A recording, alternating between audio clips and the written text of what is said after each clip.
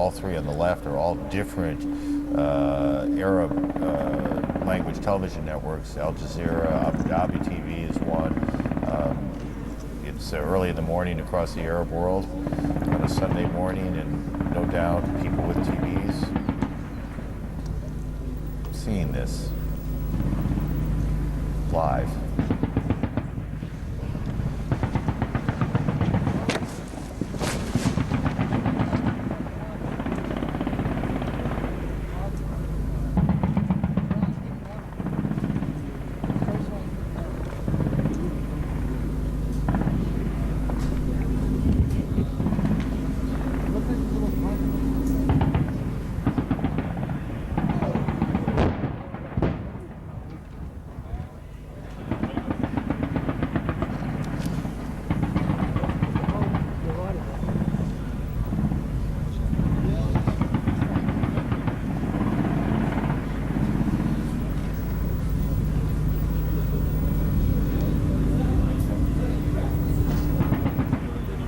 President up! President!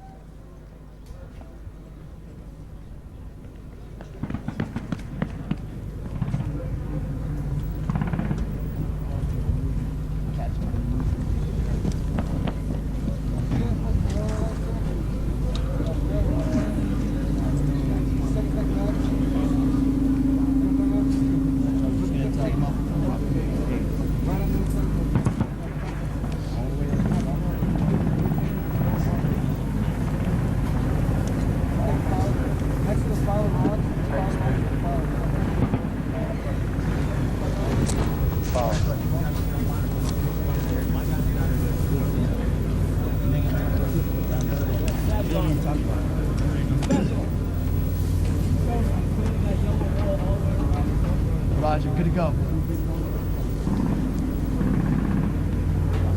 To move up a little.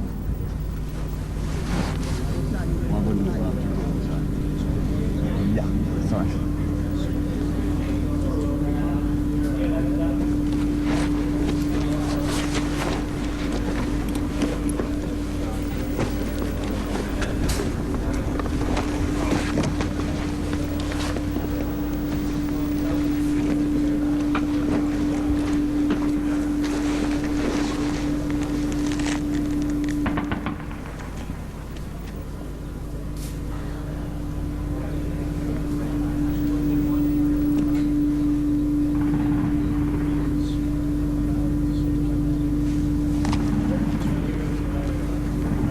The thing is, we can't see clearly what they're shooting at. Right, it's just but they're looking through some very high-powered optics. So they must see either movement over there or the indication of some kind of a prepared position. They've certainly pounded it over the last 3-4 minutes. And at some point, somebody's going to have to walk up to it and clear it. And they'll do that very carefully. They seem to be doing everything very carefully.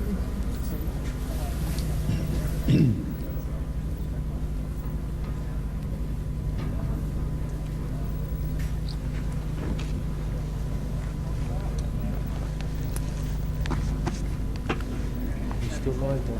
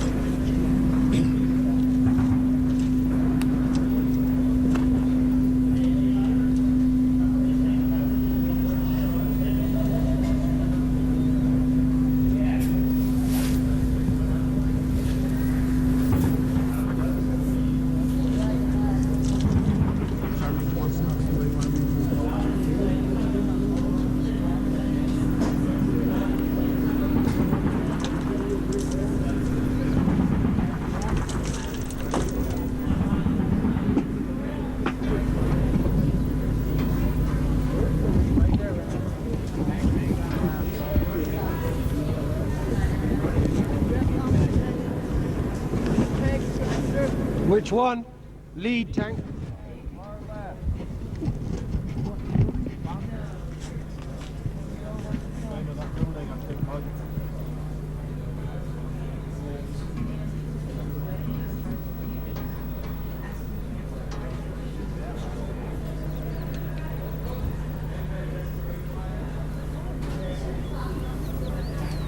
Where's the bunker?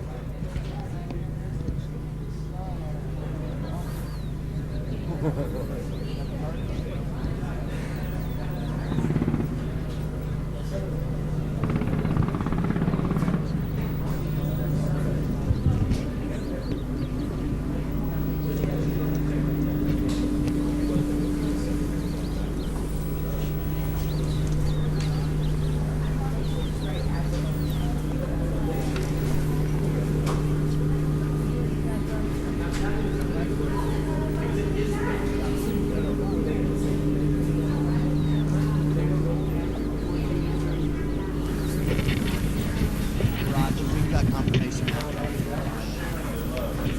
Can I just ask you what's happening? Roger, right now we just got a confirmation that we've got some pop shots. I guess somebody's trying to return fire with the tanks onto the tanks over. I believe the first tank's about to take a shot right now. There we go. Apparently there's somebody back there apparently that wants to keep going. There go the heavy rounds.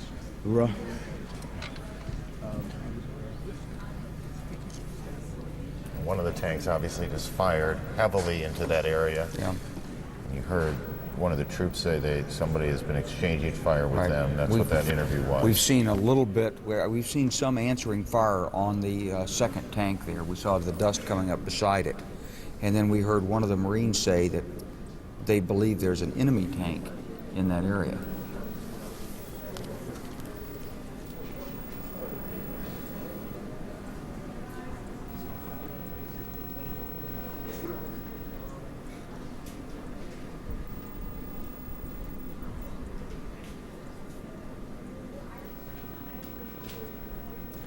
For good or for ill, this is where journalism and technology is in the year 2003. This is called clearing an objective. It's one of the toughest parts of any military operation. It's delicate, it's dangerous, it's unpredictable, and this is not armored vehicles sweeping across a desert.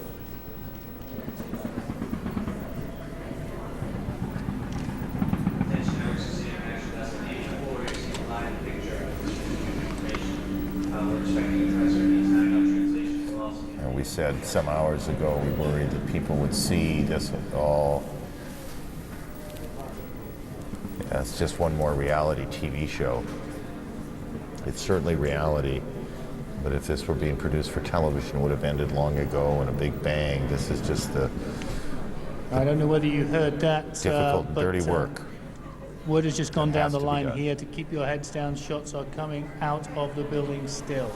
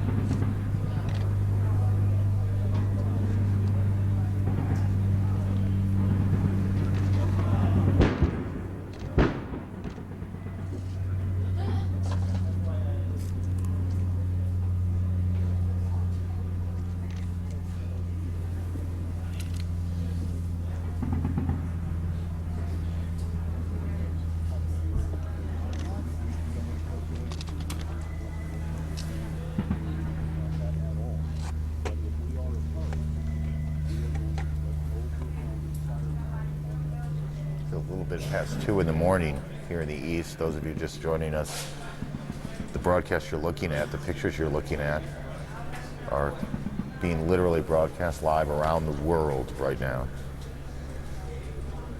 England, Arab countries.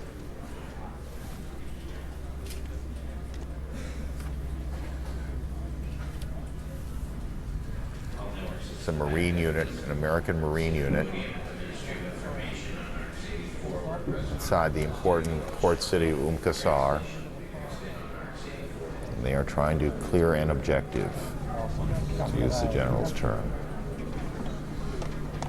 Pictures provided by a British pool team.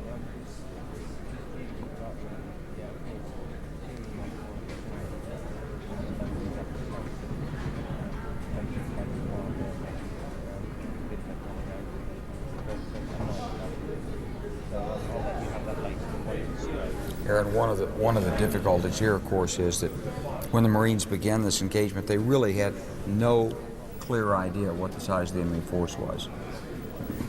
People don't announce their forces. So you could be engaging a sniper, a squad, a platoon, or something. You tell the size of the force by the amount of fire coming out, the type of weapons that you're being shot at with, and it takes a while to develop that situation. Well, that's the picture here. Let's see if we get it back. There we go.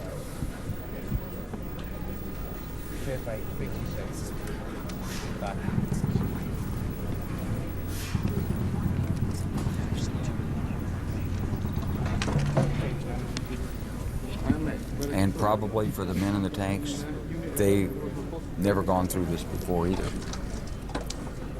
And I would just make the point here, as Let me give you my take on it. remind you that this is not a TV show going on out there, that anything might happen and something very ugly could happen. Started this whole firefight was fire coming from And that is two the Iraqi nature of positions what we are able in to that do, building. for Now, good what or for happened ill. Before that is that they obviously found another position in a berm, a huge sand bunker, where they thought they were receiving fire from, and one of the tanks took that out first, poured a lot of heavy machine gun fire into that position, and then some kind of cannon round, which you saw as the big cloud of smoke. Then they have moved down and are now pouring fire into the building. As you can see, there were at least 2 very large rounds went in, with a lot of machine gun fire following up. That is still going on now, and there are still fires going into that building. We had a call just a few minutes ago saying, keep your heads down along the line. There is still fire coming out of that building. Difficult to believe, I know, with the kind of battering it's taken, but obviously the US Marines are not satisfied that that building is safe, so they are still pounding it, and I suspect they will take it down brick by brick if necessary. Voice of David Bowden, who's the British pool reporter.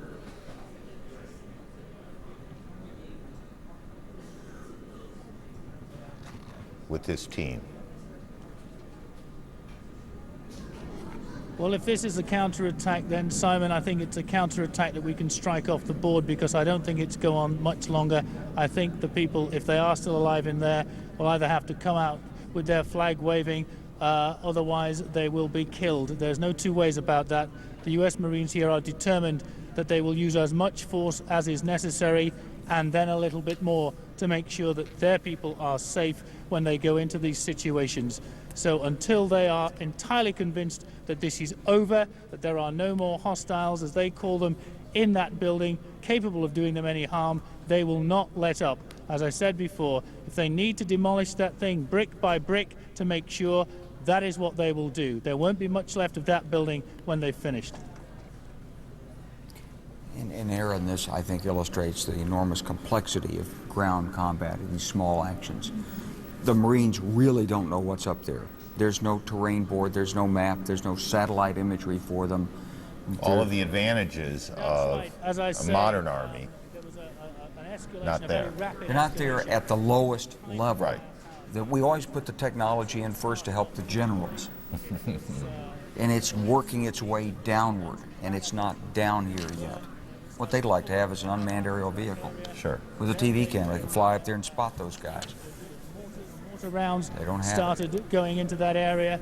and then there were 2 Javelin missile strikes. The first one went long of the building that we were just looking at that is now smoking. The second one was a direct hit, went straight into the top of the building, and we thought that that was it. Then the tanks arrived, they parked up just a ways down the road, waited for a while, and then slowly moved in. And as the last half an hour or so, I suppose, has played out, we've seen those tanks move into position. They've taken 2 positions out, one in a bunker, a berm similar to the one that I'm sitting in now, where they thought that there was Iraqi fire coming out of. Now they're concentrating their fire on the building that we were watching just a short time ago. But as Mike is showing you the pictures now, we have one of the US Marines with big binoculars, getting eyeballs on the situation, trying to find out what is going on there. But until that building is completely clear, till everyone up here is happy that no one is in danger, then this situation will go on.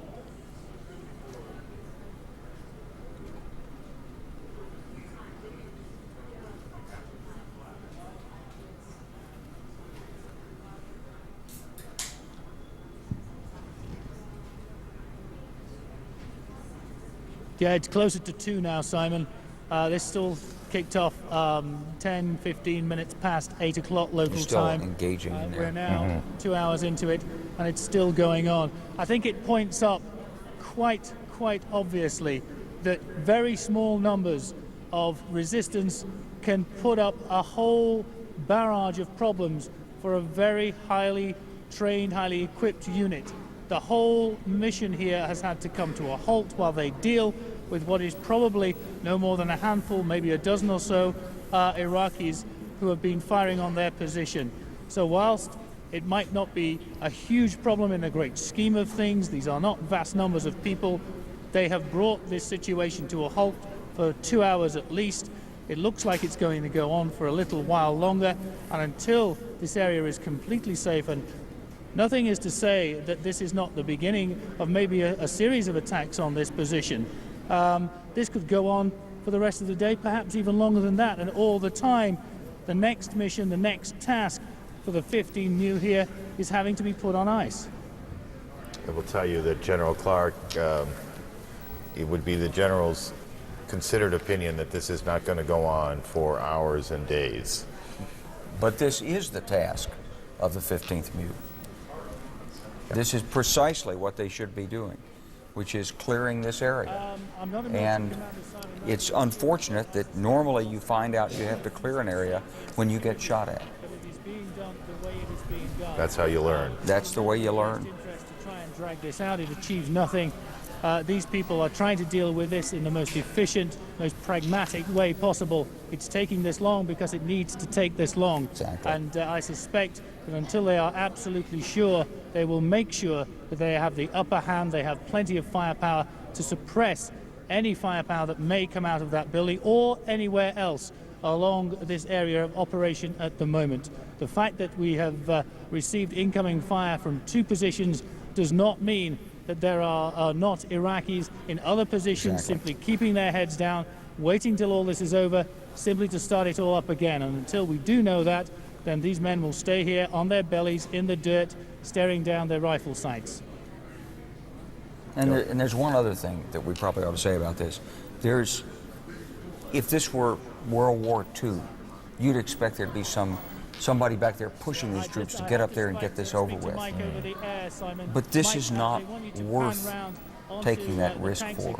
This is a matter of a slow, methodical reduction of this enemy position. There you go, you've got that shot now.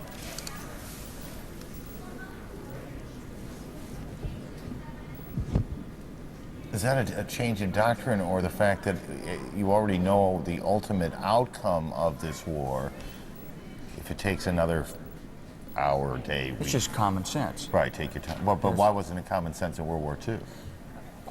For one thing, there were tempo problems, maneuver space problems, but maybe it would have been common sense in World War II. Okay. As we look at battle today, when you have very, very well-trained soldiers and Marines like this, they behave differently than we did in earlier engagements. And there's different technology. We're sitting here with a huge technology advantage over this Iraqi opponent. We've got better communications, more weapons, fire superiority, we've got tanks. If he has a tank in there, it hasn't showed itself, and his RPGs won't hurt these tanks. So we should conclude this action in a way that's most advantageous to us. On the Marines' timetable and no one else's. That's exactly right. And RPG for people who are trying to figure that out. Rocket-propelled grenade. The Soviets introduced them to the world back in the 1950s and 60s. We fought against them in Vietnam.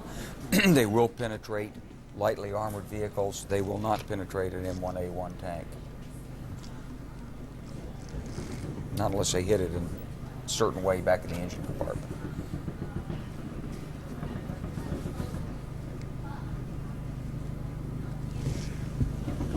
Now we want every one of these Marines, every one of the tankers in those tanks to come out of this engagement safe.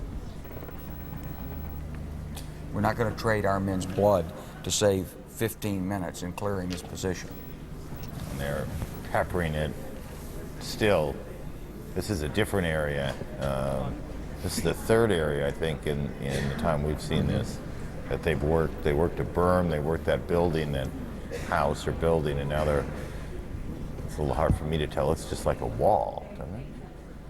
Looks like a wall, but you can't see through it. You can't see the depth of it. Right. You don't know what's behind it. You can't see the movement back there that they can see with their optics. And again, the general a little bit ago estimated that perhaps we're looking down 10 football fields or more from where these guys are to where those tanks are firing upon. So we're looking at a long lens down there. And sometimes this gets a little distorted in the way that the camera works, but now the tanks have thermal sights, so they can actually see people in that kind of terrain perhaps easier than we could, even with binoculars, because the body heat will probably make them stand out this time of morning. My understanding is not much greater than yours, I have to confess, Simon. At the moment, I'm trying to attract the attention of the staff sergeant we spoke to a short time ago to try and get an update. When he wanders back through my field of vision, I will try and grab him and get him to give us a couple of words. But it's fairly obvious from what we're seeing that they're not as yet satisfied that that area is completely free from any danger to them. They are still pouring rounds into there. What I can see just to the right, if Mike Donnelly just pans the camera around, Mike, right down the road there, the road where the tanks are on, you'll see a convoy of vehicles headed by a white four-wheel drive moving down. Now, I don't know whether they are military vehicles. I suspect they are. It looks certainly like the ones following with the lights on are Humvees, probably American military vehicles. Well, they've obviously are in communication because they've turned away from the firing event. So they're under control, positive control by someone to get out of the beaten zone of the firefight. It may be more communications equipment. We simply don't know. As I say, when I can try and attract the attention of the staff sergeant, I will do so and try and give you an update. In the meantime, I will try and tell you as much as I can see of what is going on out with the pictures that you are seeing now. Mike is showing you the great numbers of people who are laid down here, the U.S. Marines. Bear with me 1 second. I have a U.S. Marine here. Yes. Can I just ask you, what's your understanding of what's happening right now? Right now, we're suppressing the danger area right now with those tanks, as you can well see. We're trying to get a fire mission over there with mortar fires. That's all I know as far as right now. And what about we don't know anything. We don't know anything about any enemy yet. What about these vehicles that we can see arriving as we speak? Do you know who they are and what they're doing? Well, they're friendly forces. Now we're moving the convoy back over here. I don't know anything else about that. Thank you very much indeed. So there you have it, as up to date as you can possibly be from the forces here on the ground. They don't know what the situation is with the enemy in that house at the moment. They're continuing to fire on it and will continue to do that until they are satisfied that it is safe for them to go into there. Meanwhile, a convoy that presumably was heading elsewhere, is now being brought back here to the safety of the port area, which is fairly heavily fortified. This berm is a fairly permanent structure. To give you an idea, I guess it's maybe 20, 30, perhaps even 40 feet high, and there are concrete inserts into it. You may remember that when we first started talking, I was standing in it. I'm now sitting on top of it. This is the thing about this kind of action. You just can't know what's up there. And you don't want to expend people's lives to find out. You're going to do as much as you can from a distance. You're going to get the mortars in, the artillery in. You're going to try to make them reveal their positions. You're going to try to understand the boundaries, the size of the unit, and then take it apart from the greatest range possible. Because the farther away you are, the safer you are. That's exactly right. And we've got the superiority here in the weapons. There's no great advantage to us to close in within range of some of their rifles and machine guns. That has not happened, but that doesn't mean it may not. You know, and obviously this is a plan of action that this unit's putting together based on their understanding of the situation. If there was if Patton's Third Army was behind, and they were racing to get through here, and they were saying they were being held up by this one position, then there'd be maybe a different read on the situation. But that's not the case here. Go ahead, David, take it full again for a second, if you would. See one of the young Americans with a video camera.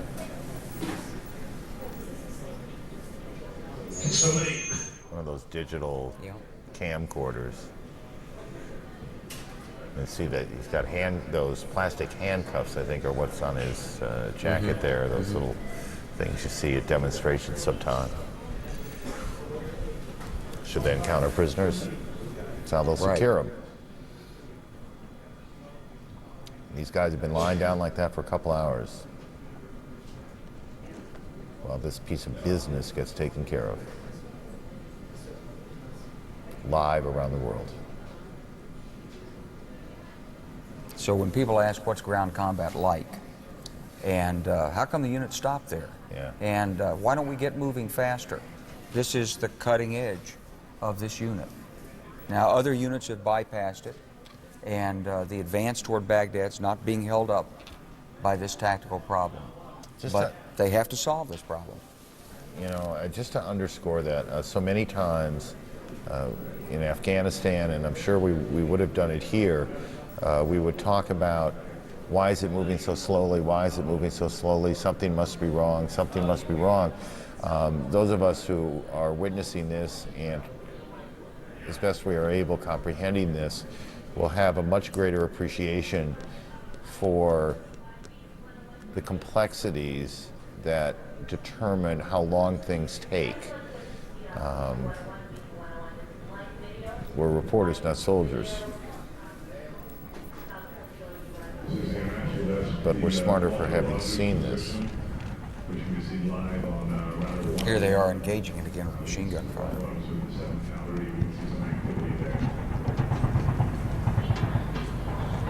This is the third area that they have fired upon. They're either taking fire from somewhere in there, or they're seeing movement, or they're simply trying to probe and do reconnaissance by fire by engaging in there. We can't tell from here. We can't tell what exactly that building is. And that's the way it is in war. You can't tell. We don't know if that's a warehouse, a garage, a shell of a building.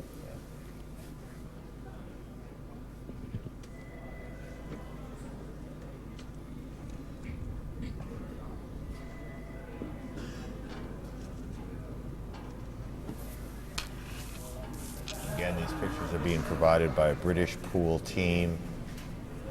I looked at the monitors behind me. It's literally being taken around the world.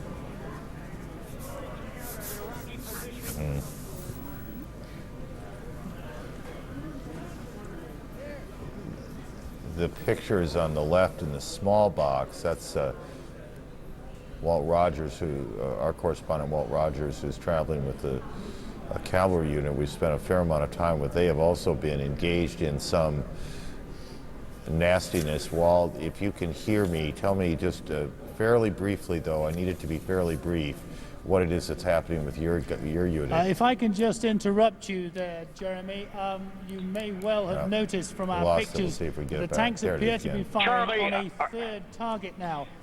Yes, Aaron, if you can hear me, 7th Cavalry was moving forward through a city which we can't identify at this point. They took some fire from Iraqi units, actually a small group of soldiers. The 7th Cavalry had to call in artillery. I hope you can see in the distance the huge plumes of smoke going up behind us. They've turned us around. If we can get those pictures up, we have seen at least 3 Iraqis taken prisoner. Another Iraqi was wounded at the time, and he was being treated at a field hospital. If you can stand by just a second. Charlie, can you point that camera up in the air? Aaron, can you see the big plume of smoke there behind us? Yes, Walt, and all right, it's obviously an oil fire.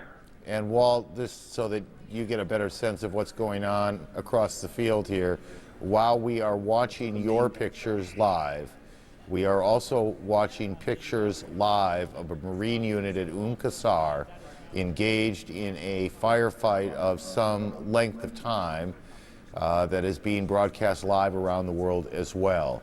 On one side of the screen, we see you and your pictures, and on the other side of the screen, we see the U.S. Marines engaged in this fight, this clearing operation in Qsar.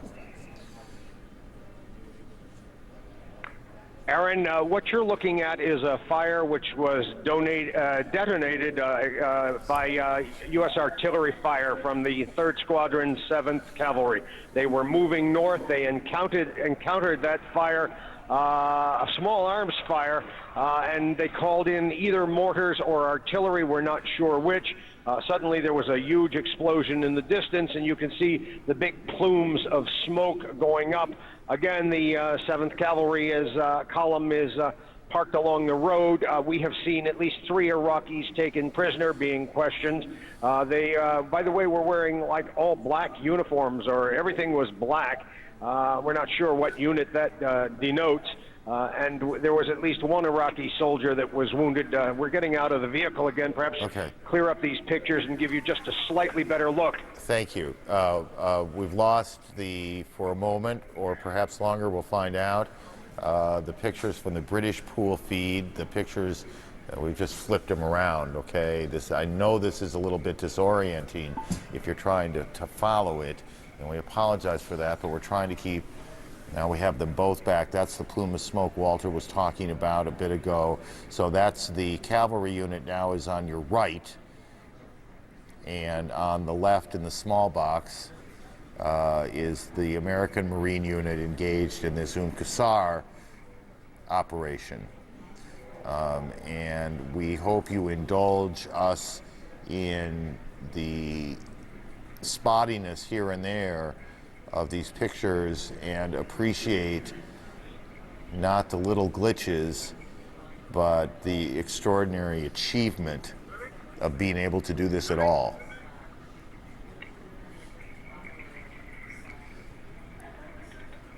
Walt's group Aaron, it's Walt, if you can hear me. Yes.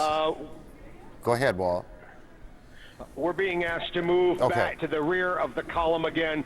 We move forward to get you the pictures again. We are on the outskirts of a relatively small-sized Iraqi city, south-central Iraq. The 7th Cavalry was moving forward, as you noticed, and then it took some fire, small arms fire.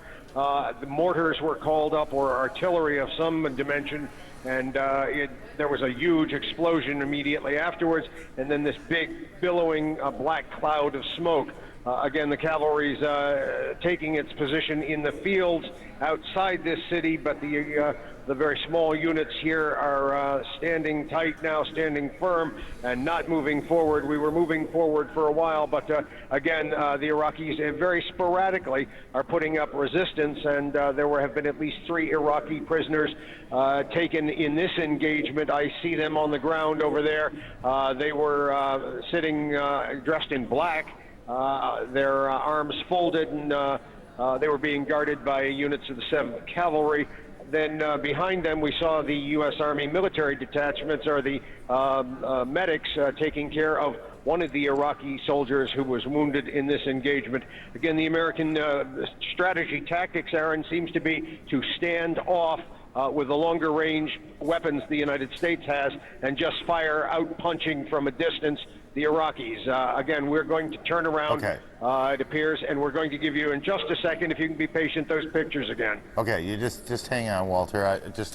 Again, to orient viewers, on the left, that's Walter Rogers of CNN and his cavalry unit that he's been traveling with now for several days. On the right, that's a group of American Marines who have been engaged in a clearing operation somewhere outside of Qsar that has been going on for a couple of hours. The pictures on the right provided by a British pool to say that we are pushing the very edges of technology here is not an understatement.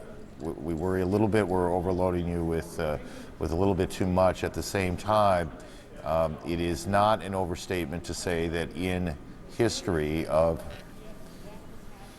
journalism, there has never, ever, ever been a moment like this. And you can see over on the left now the prisoners that Walt Rogers was talking about that had been taken. Those of you who have been with us for several days now are very familiar with this unit of Americans. We're going to pan left for you. We'll show you the vehicle they were taken in. For a second. Okay, the cavalry unit now on your right. You're familiar with this unit. You've traveled with them across get on the vehicle if you can. The dusty desert when they were racing across it. You were with them in the rain and the mud last night when they encountered, off in the distance at least, some trouble. And you are with them now again today when they have taken some prisoners. Look at the difference in the armies. Have Aaron come back to us so I can narrate more clearly now. Go ahead, Walt. Aaron, what you're looking at is the 3 Iraqi prisoners. They're dressed in black, squatting on the ground. The 7th Cavalry has given them water. If Charlie can pan left a little, you can see the pink pickup truck that they were using as their armored vehicle. Now you can imagine what that does if it comes up against a tank, but they have mounted a light machine gun on there, a 7.62 millimeter, and that pink pickup truck is the kind of vehicle that the 7th Cavalry encountered here. If we can look further to the left, we can get more plumes of smoke still coming up. That smoke is the result of a fire generated by U.S. artillery, either mortars or the larger 155s. There was an Iraqi resistance as the 7th Cavalry was moving up this road. Aaron? Okay, Walter, be patient with me now because I'm managing two sides of the screen here. So just I'll get back to you in a second. Now on the left side of the screen, or David, if you want to flip them over, I'll follow you here. What has happened here now, according to the British pool reporter, is a Republican Guard officer or soldier, I'm not sure which, has surrendered. Commander has surrendered. And he has told the Americans that there are 100 Republican Guardsmen in there somewhere or out there somewhere. General Clark, has the equation changed? Well, not if we can get the commander to surrender the unit. Yeah. But it shows the difficulty when you're doing a clearing operation. You would have had you've got here a company or a platoon that's stumbling into a larger force. And so they did the right thing. They developed the situation. They called for armor. They've applied superior firepower to that force. They're going to break it and take it apart piece by piece. So they surrender or not, the end game, it ends the same. It does. Okay, so that's where the American Marines, who are now in the large box on the right, are. a commander, Republican Guard commander we are told, has surrendered, and whether he is now preparing to surrender all of his people, we will watch and see. Cavalry unit on the right, on the left rather, you were able to see some of the prisoners they had taken, and both of these pictures are being broadcast live from thousands of miles away in the middle of a war.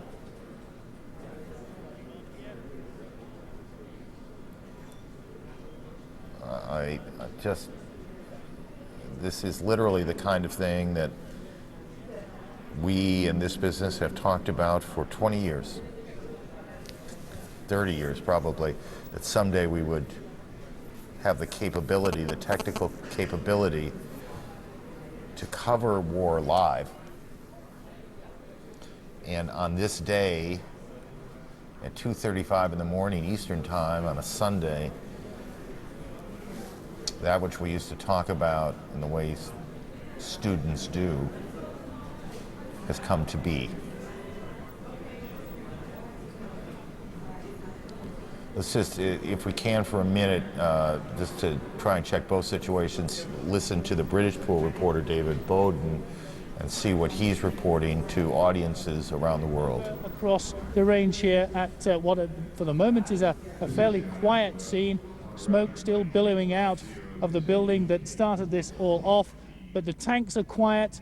The people here appear to be quiet. There's obviously a situation report being compiled from down there to see exactly what the state of the situation is, whether or not there's a need for more tank fire, whether or not in fact the immediate danger is over, and when and if we find out something more, I shall tell you, Simon. Fair enough, that works for me. That's David Bowden, who's the British pool reporter. Now, Walt Rogers, if you can hear me, I would just simply request, because we're trying to keep track of two situations at the same time, update me on your situation, but do so please as briefly as you can. Aaron, the 3rd Squadron 7th Cavalry was moving north along this road. It approached a small Iraqi city in south-central Iraq. It was supposed to move forward, and suddenly it began taking fire. The column stopped. You can see the armored column in position now. The fire ahead comes from U.S. artillery, which knocked out some sort of Iraqi installation ahead. Iraqi prisoners were taken. They were driving a pink pickup truck with a light machine gun on top and a New York PD, New York Police Department bumper sticker on the windscreen of the Iraqi pickup truck, which is what these tanks encountered here. Again, the tanks have stopped. What you're watching is a plume of smoke, the result of fire taken. Now you can see a Kiowa helicopter flying up there doing the reconnaissance. Aaron? Thank you, Walter. That's sort of irony on top of everything, isn't it? I mean, there's this breathtaking and historic in its own way moment, and just to make it a perfect moment in the context of why this war is being fought, you come across a pickup truck with an NYPD sticker on it. I mean, you can't write movies like this. If you did, no one would consider it realistic. Right, you couldn't sell it. But Aaron, as we're sitting here, I can't help but think, you know, for the guys in the military, in a command center far away, they've never seen anything like this either. Now, they have CNN. They're watching this, I imagine, aren't they? I imagine they are. At least in the higher level command centers. And are they watching it in the way that we are watching it? Or are they watching it in an operational way? They're getting a lot of other input, but somewhere on one of their screens, this is up there. And they're also getting the radio calls. They see all the units moving. They hear them. They've got symbols on their maps, but those symbols aren't showing these tanks parked by the side of the road or those Marines sprawled out on top. And they're not dynamic. So together with all of the information coming up the chain of command, these 2 little nuggets could be extremely valuable. You know, it must be, in its own way, you know, these men and women at CENTCOM sit in front of these laptops for hours and hours on end, and now they can look up at a TV screen and see what it is that they've been controlling and monitoring, and it must be, I guess we'd make everyone crazy if we tried to put a camera in there and threw that on the screen as well, just to round off the moment, but it must be something of a moment for them as well. We can see the tank moving there on the right side of the screen.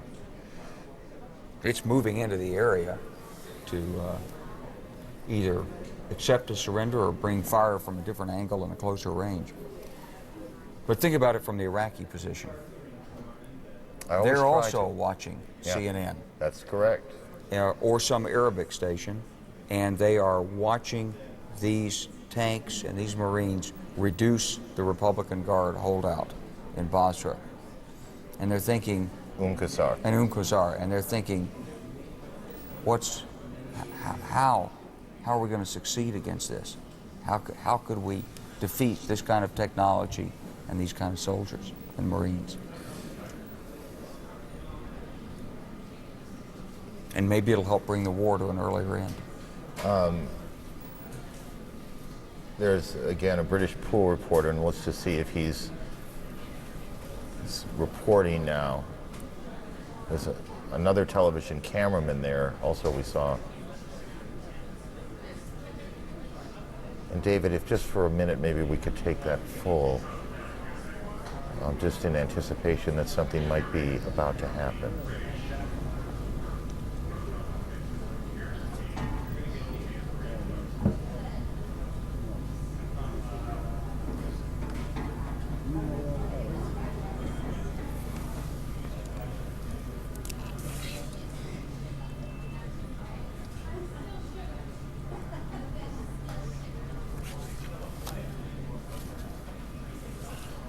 General Clark points out, you can see, if you look almost dead center in your screen, an Iraqi flag waving, just right between those electric wires or phone poles there.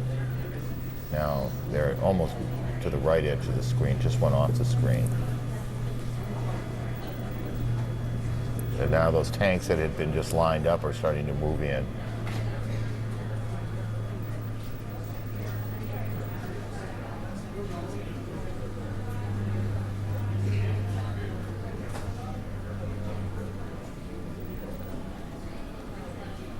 Just pleased to state the obvious here. This is live, and this is war, and that is a dangerous combination, and we can't assure anyone, obviously, that something truly hideous is not about to happen and will not be seen. And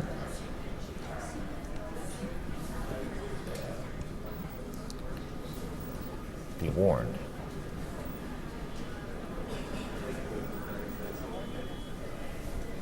Well, that's right, but I have to say that no one is really bothered about the spin and the politics and the diplomacy, if you like, of this right now. They have a situation to deal with here. They are trying to deal with it.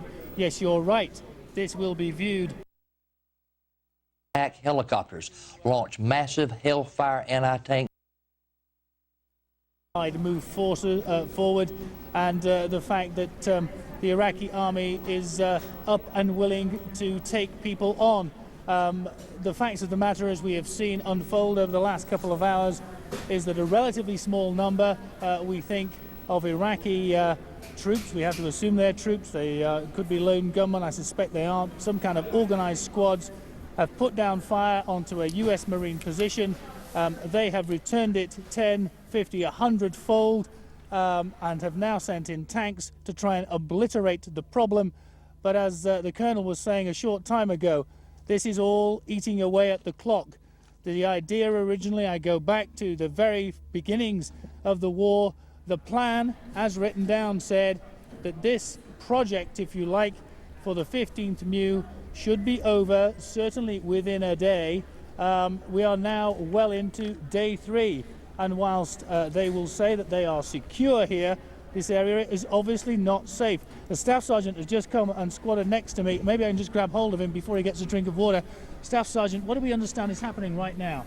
Right now, we've got an observation team that's located on that tower right back there, and they're calling in. They've zoomed the tanks into that direction right now. They're going to do a sweep through and get a visual of eyes on of what's still left in there prior to the infantry going in. Just want to make sure that we have an overwhelming firepower before we move in. Do you know anything about these reports that, in fact, you've already captured a Republican Guards officer and he's told you there's 120 men out there? Negative. We can't confirm anything on this level over. We're just, right now, we're just doing what we have to do to assess the situation and as the battlefield unfolds, just respond and put down as much firepower as we can. This thing has escalated substantially from a couple of squads and what looked like nuisance value early on. This is a full-scale battle now, isn't it? It's definitely reshaped itself until we actually get soldiers, the Army and their tanks, because I believe right now, I second that. Once we get the Marine tanks onto the ground, we get some Marine infantry in there, we'll be able to get a better evaluation of what's going on.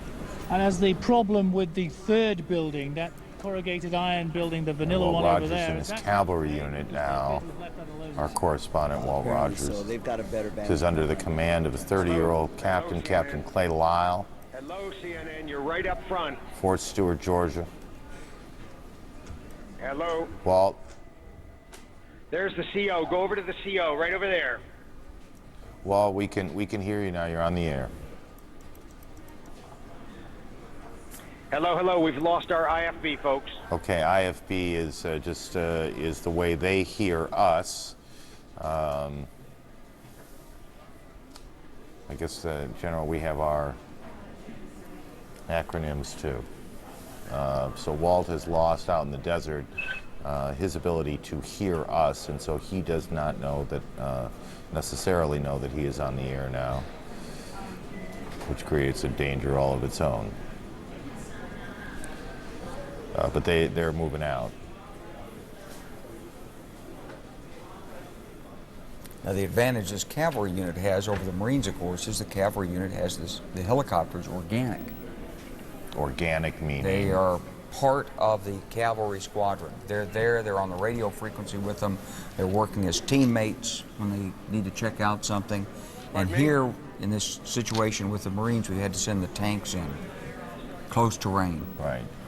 Where they can't maneuver easily, where their visibility is restricted. Okay, hang on. Bring up the British side here, the right side of the screen. What's happening? Like at the moment, obviously 15 Mu still engaged in just clearing this part of the port. Once they're complete, the next units down are ready to move in to take over the port from them, to let them get on their next mission. At the moment, the main thing is we're just clearing out this position down here now. The next units, they are British Royal Marine Commanders. This is 4-2 Commando, is it? They're one of the units, yeah. One of the units looking to move in and take over this place. Now, there's been much speculation that this should have been over and done with now, and these guys should have been out of here already. Did you expect this kind of resistance? Well, quite frankly, the minute you cross the start line, that's when the script runs out. You can't guess what the enemy are going to do. Some people up here put some very good resistance. The Marines are dealing with it like they usually do. It always takes longer than you think. But you're confident that this position is pretty much stabilising itself now, and it won't be that long before we can declare this area safe and the mission can sort of get back into gear again? Yeah, these guys are doing well. They're going carefully, getting it done properly. I'm very happy that it's going to be done quite soon, and then we can get on to the next part of the mission. And what's the view back in the command post, back at Camp Viking, about how this whole thing, the insertion of 40 Commando, 4-2 Commando coming in, the 15 Mu, what's the overall view? Well, I was at Qsar Royal commanding the team out there, and absolutely delighted. All our targets, night one, all intact as designed.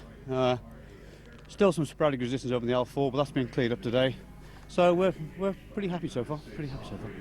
And obviously you're not going to tell me anything that's going to jeopardise the security of your forces, but what can you tell us about the plan from here on in? The main thing now is consolidation in this area. As you know, the port here in Qsar is designed to be the main humanitarian relief port. So the big game now is to get the area secure, check out the port facilities. Let's get all that cleared. Then get some naval units up here. Let's get some aid delivered. And there was a problem, I know, or certainly a fear, that the waterway may have been mined. Has that gone away? Not gone away, but at the moment the UK MCM group, our UK minesweepers, have just started on the far end of the Qsar Abdullah. They're starting the clearances now with USMC helicopters and a few other bits of kit, and they're slowly starting working their way up now. North Bank's been secured by 4-2 Commando, so they're safe from both sides of the bank now. So that clearance is now started. At the risk of making you a hostage to fortune and circumstances here, how long then before realistically the first aid ship unarmoured could get in here? Well, you're quite right. We will be a hostage to fortune. I haven't got a clue. Right. But the work's ongoing. We're getting there. And, we'll be there as fast as we can. Thank you very much indeed. Well, there you have the Deputy Brigade Commander, Colonel Cox, telling you exactly. All right, just to throw one more piece of information at you, ladies and gentlemen. We told you earlier there was a missing RAF, British Royal Air Force plane, jet. We are now being told that that plane may have been engaged by a U.S. Patriot missile battery, and that would be indeed a tragedy. Friendly fire incident, and we expect to hear more from British public information people on that shortly. And they will give us more detail, but there's no. We can confirm that's coming from the RAF, and they may give us more detail on that. And again, we would note that the British have had a tough few days, particularly given the size of the force that is there. Less than about 15% of the force that's in the region.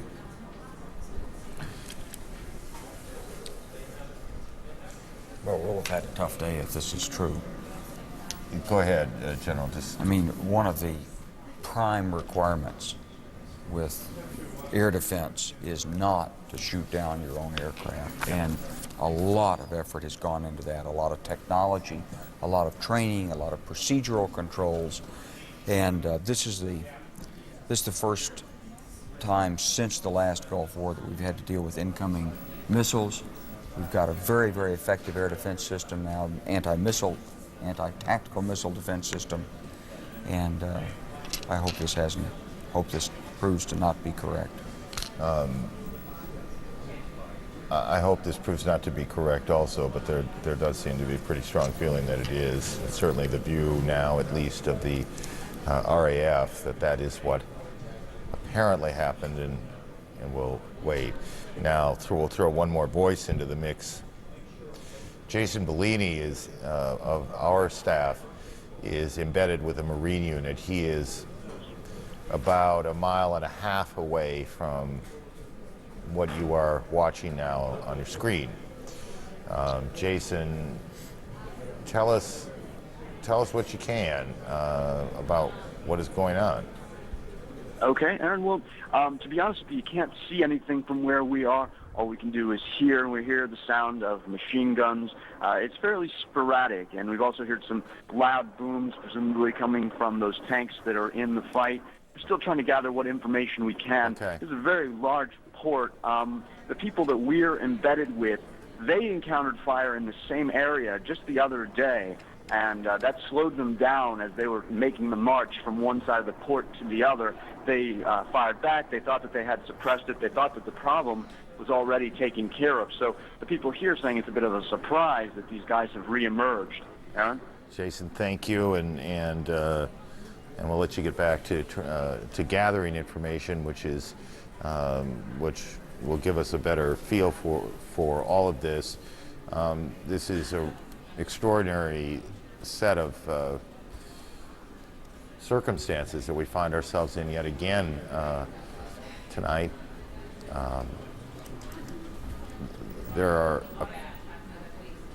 This day for us began with, and it now seems a long time ago as you watch this, with a tragic incident at Camp Pennsylvania in the northern part of Iraq, of forgive me, of Kuwait. We've been at it a bit.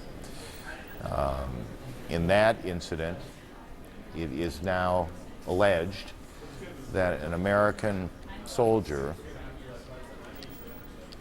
opened fire on other American soldiers. One American died in it. 11 others were hurt, varying degrees of seriousness in the injuries. There was he shot, it is alleged, 2 of the people in this tent and then threw a couple or 3 grenades. He was found about 30 minutes or so later, and he is in custody and being questioned.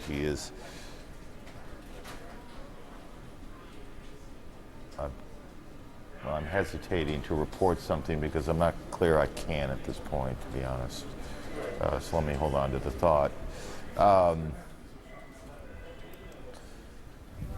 So that happened a long time ago, and that made it a bad day, certainly for the American side. That's not the kind of thing that Central Command or anyone else wants to hear about. This is with the 101st back in Kuwait at Camp Pennsylvania.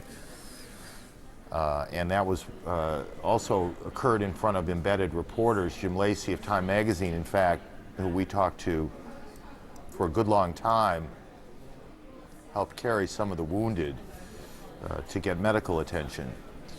And again, a young American soldier described as having recently converted to Islam is in custody. And that story is still developing. It seems like a while ago.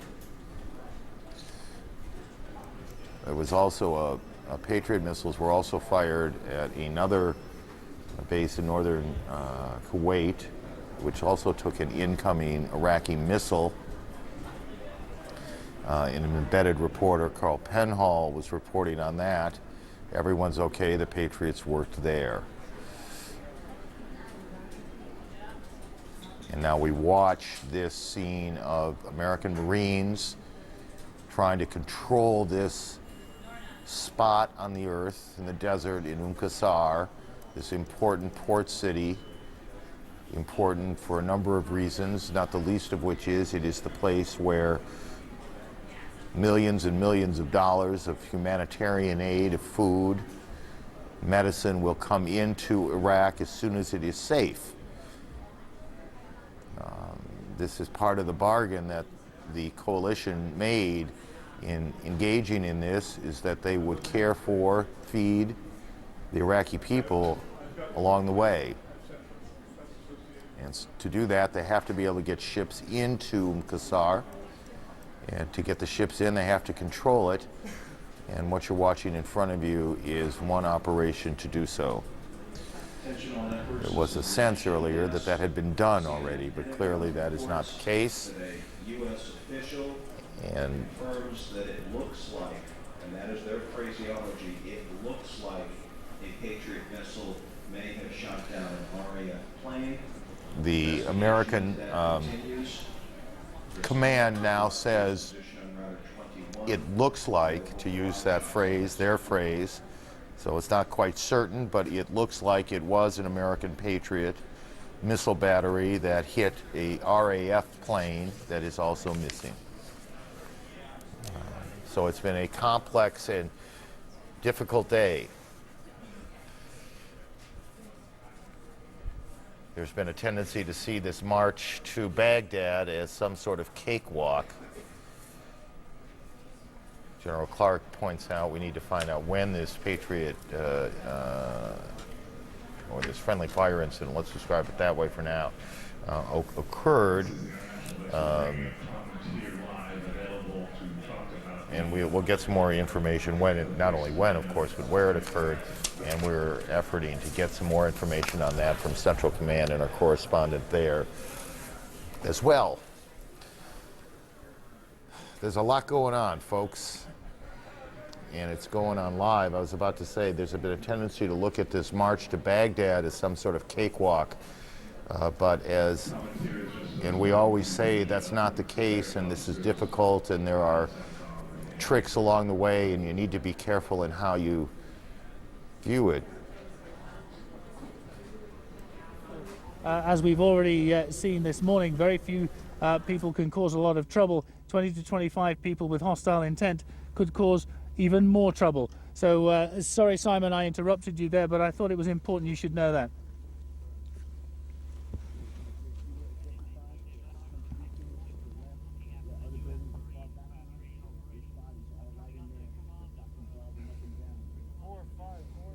That's right. Whilst this on the ground here is very much a U.S. operation, 15 MEU, the Marine Expeditionary Unit of the U.S. Marines, is for this particular conflict under the control of 3 Commando Brigade, Brigadier Jim Dutton, the man in charge of that, and Colonel Steve Cox, who we just spoke to a short time ago, his number 2, the Deputy Brigade Commander. He is up here.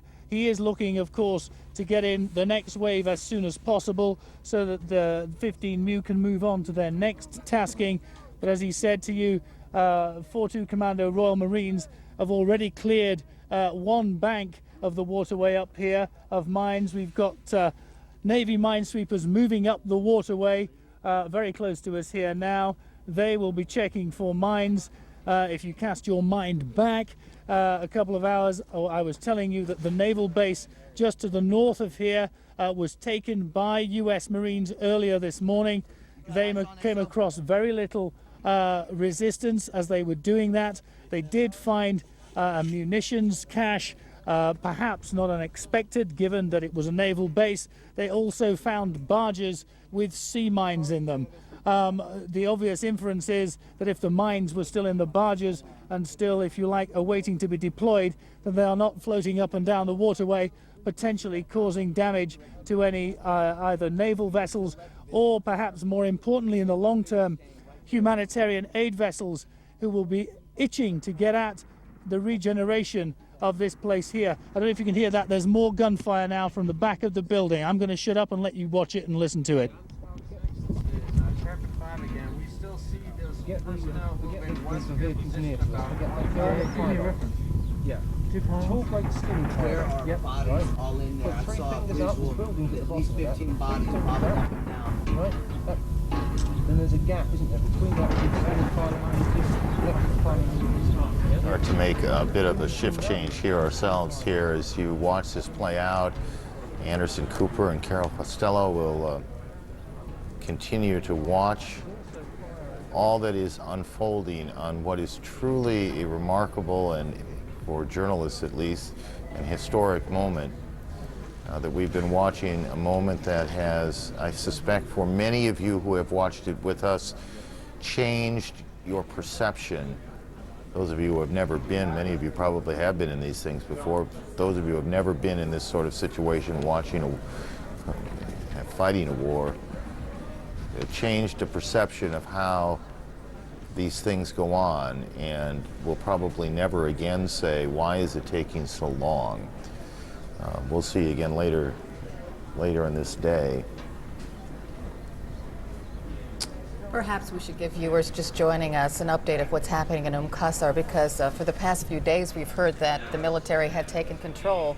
But as you're seeing by these live pictures, they certainly haven't. A firefight is now going on in Qsar.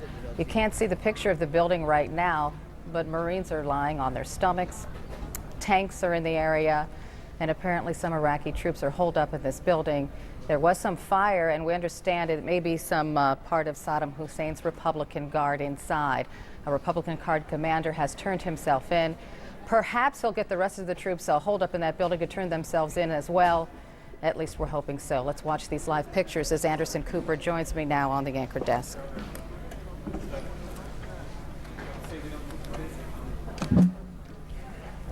Of course, at the very same time, this is going on in southern Iraq with the 7th Cavalry, where our Walter Rogers is. An oil well has been set on fire, and they recently picked up some Iraqis in a pink pickup truck. A machine gun was mounted on that pickup truck, and those Iraqis have now been taken into custody. Don't know if Walter Rogers is on the move again with the 7th Cavalry.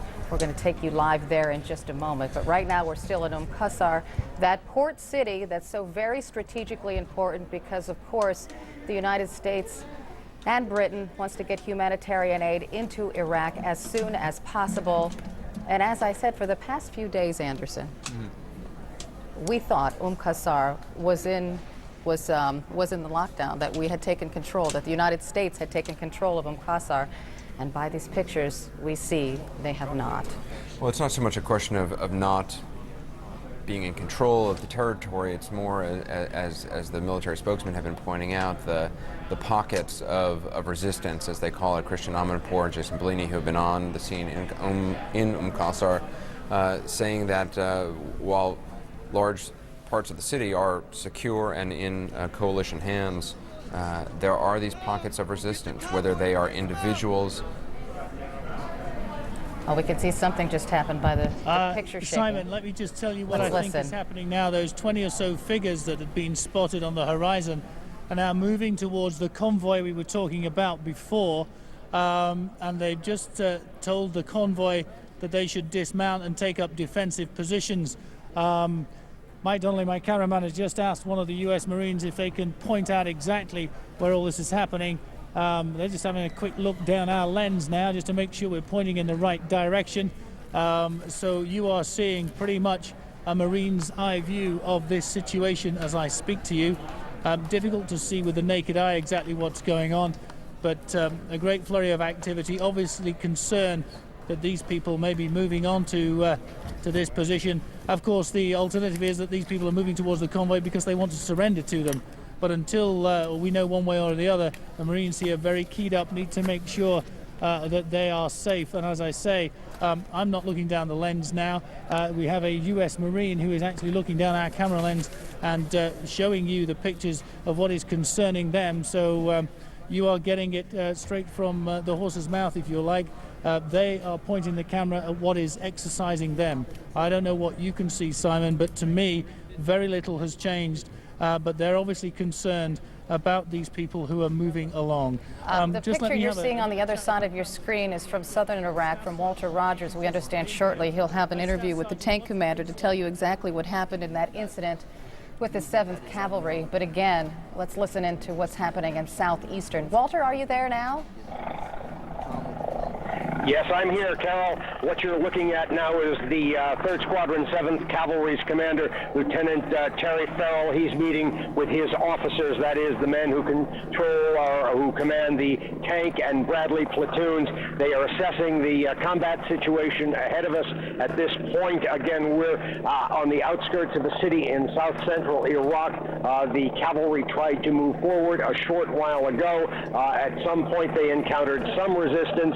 There was artillery fire called in, and you've been watching all morning the big plumes of black smoke. I think you can see it there now over the top of that main battle tank.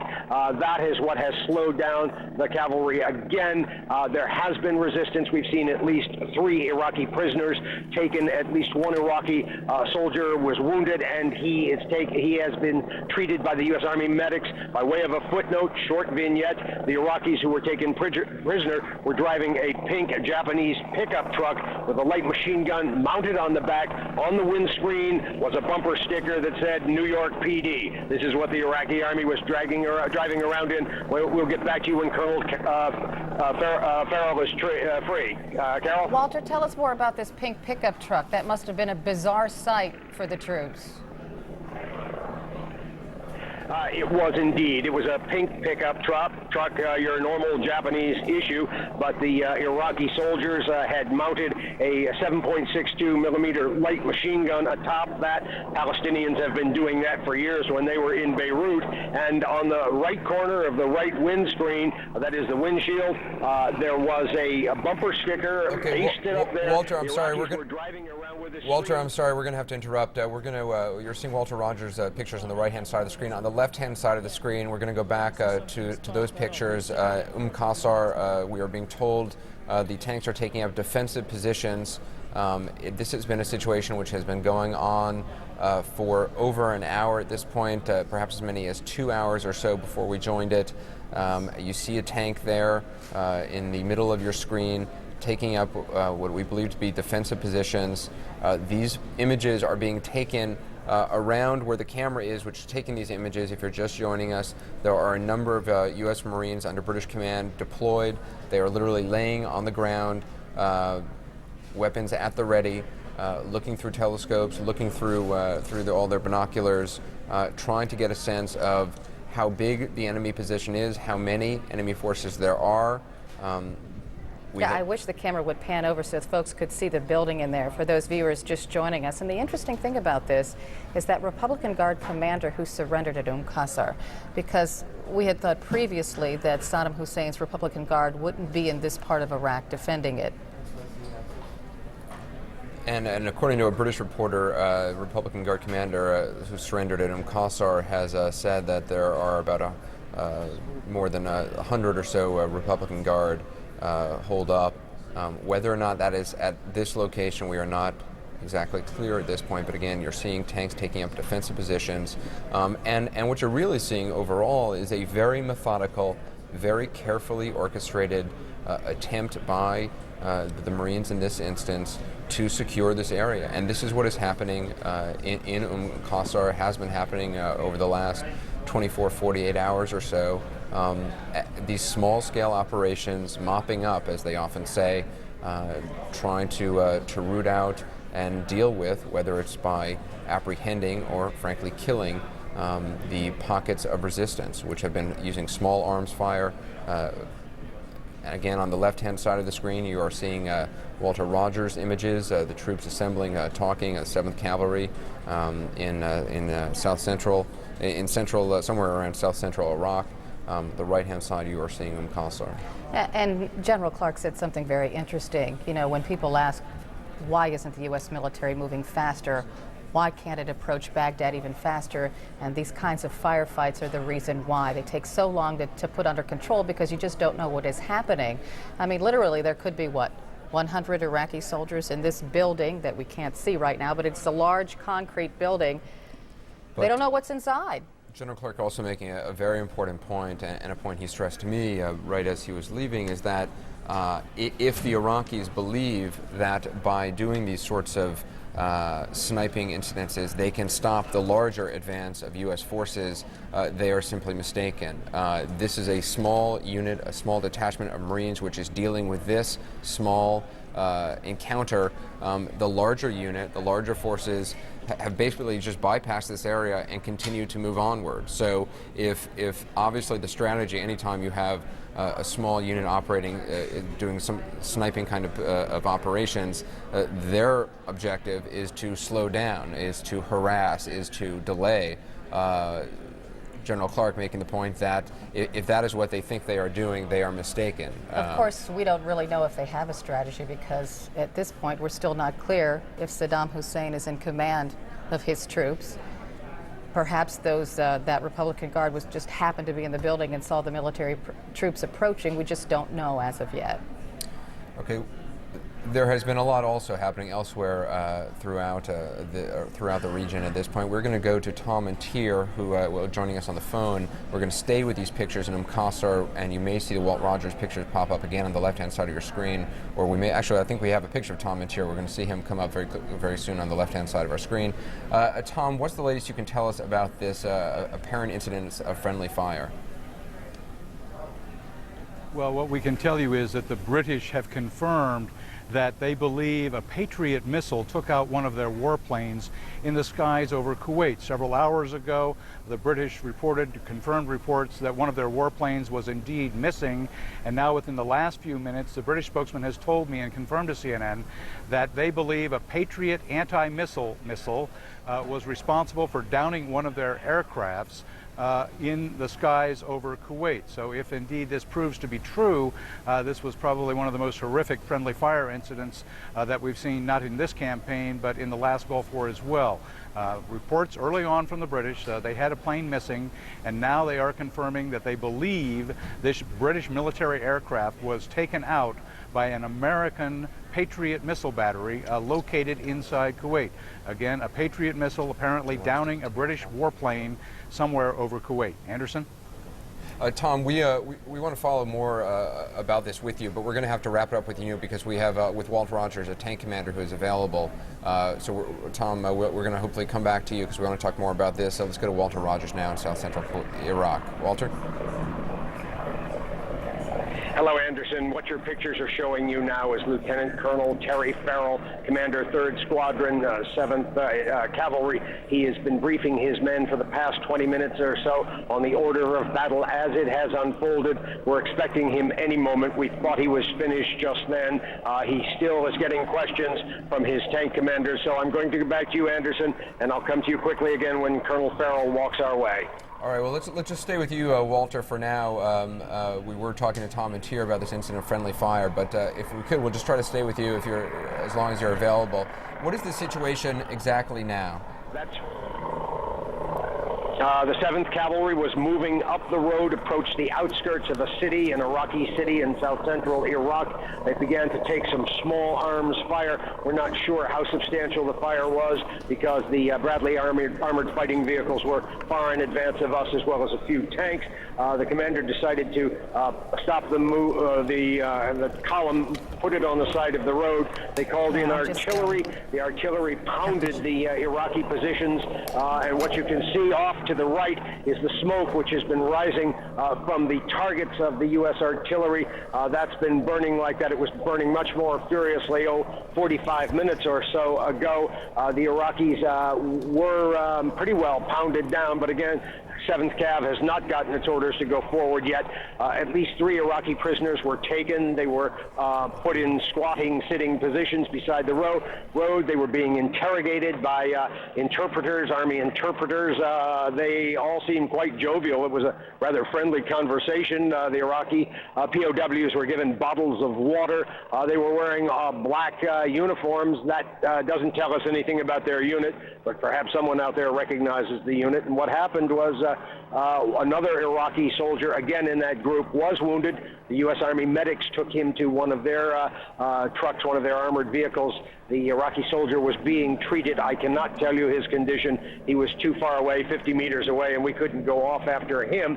But one vignette, the Iraqis who were taken prisoner were driving a pink pickup truck with a light machine gun mounted on the back of that when they were put out of business.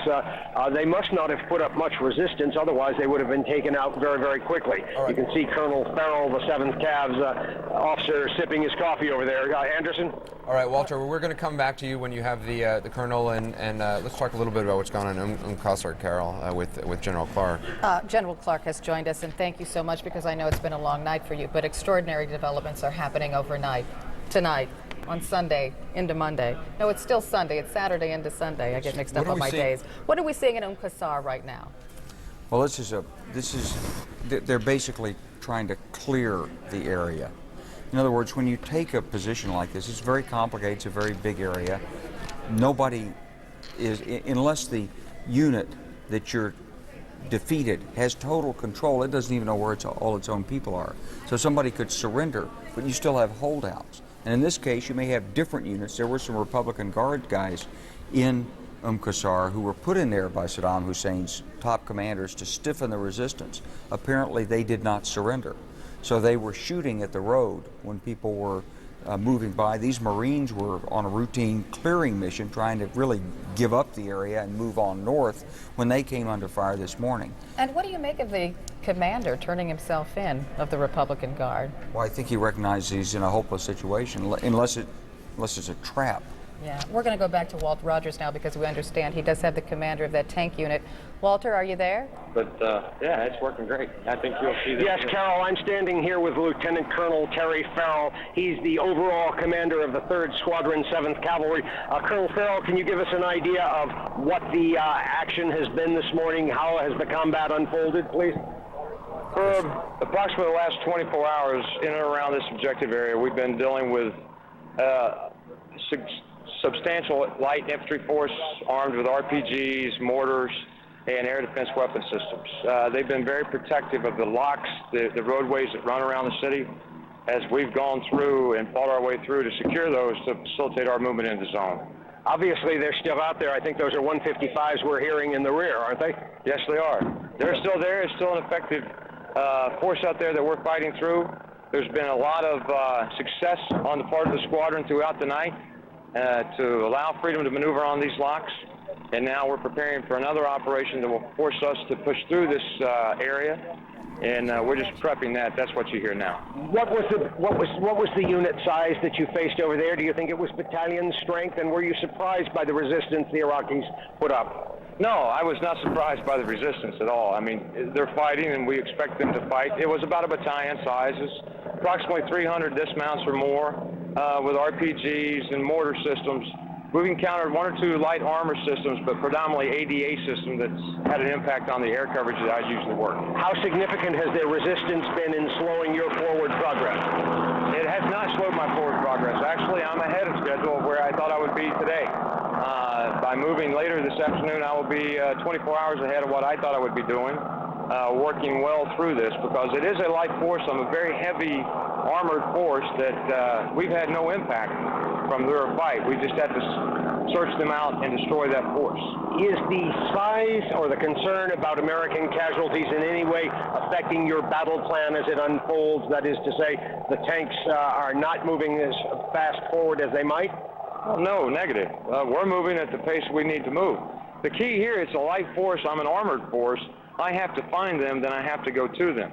They've done a very good job, or as working in and around this environment, of using ambush positions or built-in positions that allow them to maintain cover and concealment. The tanks and Bradleys are actually moving a lot closer than I would normally see, just so that we can find them. That black column of smoke up there, what was the target when the artillery popped that one? We destroyed 2 air defense systems at that location earlier in the wee hours of this morning. And when we went in to check BDA, we actually discovered there was an ammunition dump, a very sizable ammunition dump at that location. So we destroyed that as well. And will we be moving forward again in the near future? We will be moving forward here in the very near future. Lieutenant Colonel Terry Farrell, commander of 3rd Squadron, 7th U.S. Cavalry. Thanks very much for talking with us. Thank you, back to the Hummer. Walter, if you can hold on to the Colonel, General Clark is here and wanted to ask a question. That's okay. He's gone. Well, maybe Walter Rogers can answer your question, General. Well, Walter, let me ask you this. I think that... Hello, General Clark. Hello. It's good to talk to you. You've been doing a great job out there, and we've been very appreciative of what you're doing with the 3-7 Thank you, sir. CAV. Nice to be... Let me ask you this. Thank you, sir. It's nice talking to you.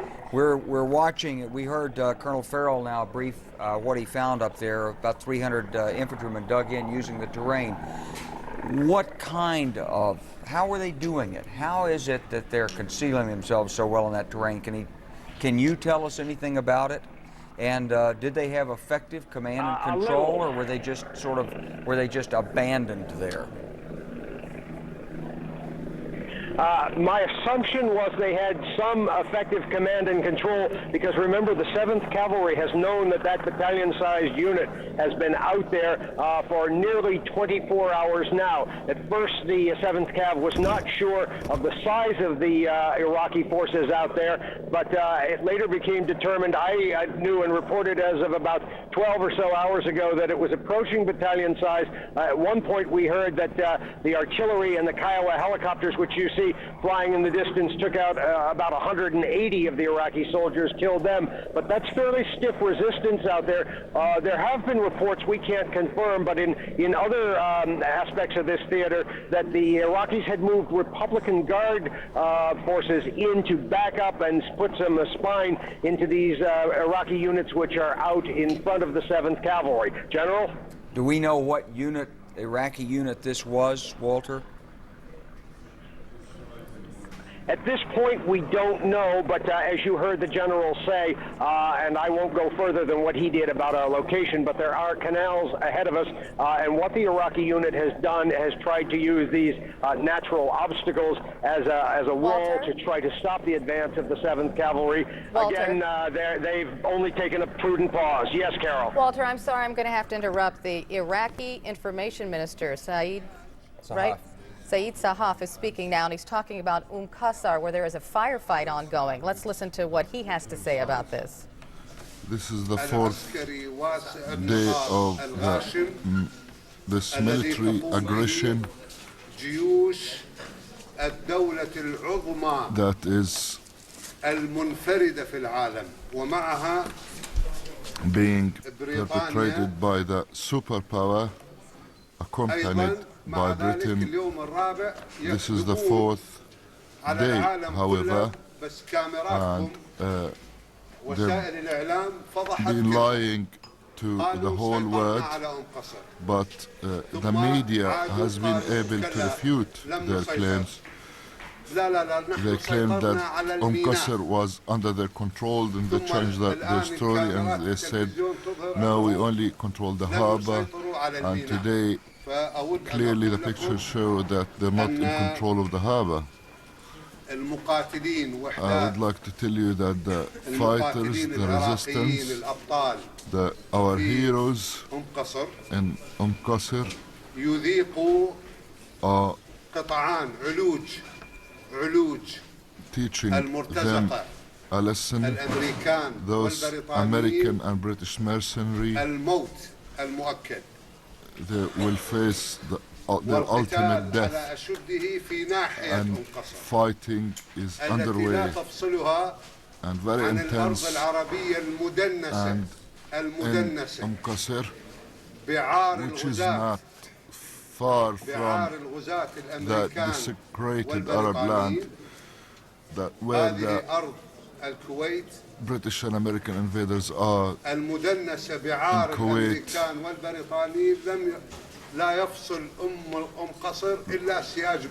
There is only a fence between Qsar and the other side. The Iraqi fighters for the first day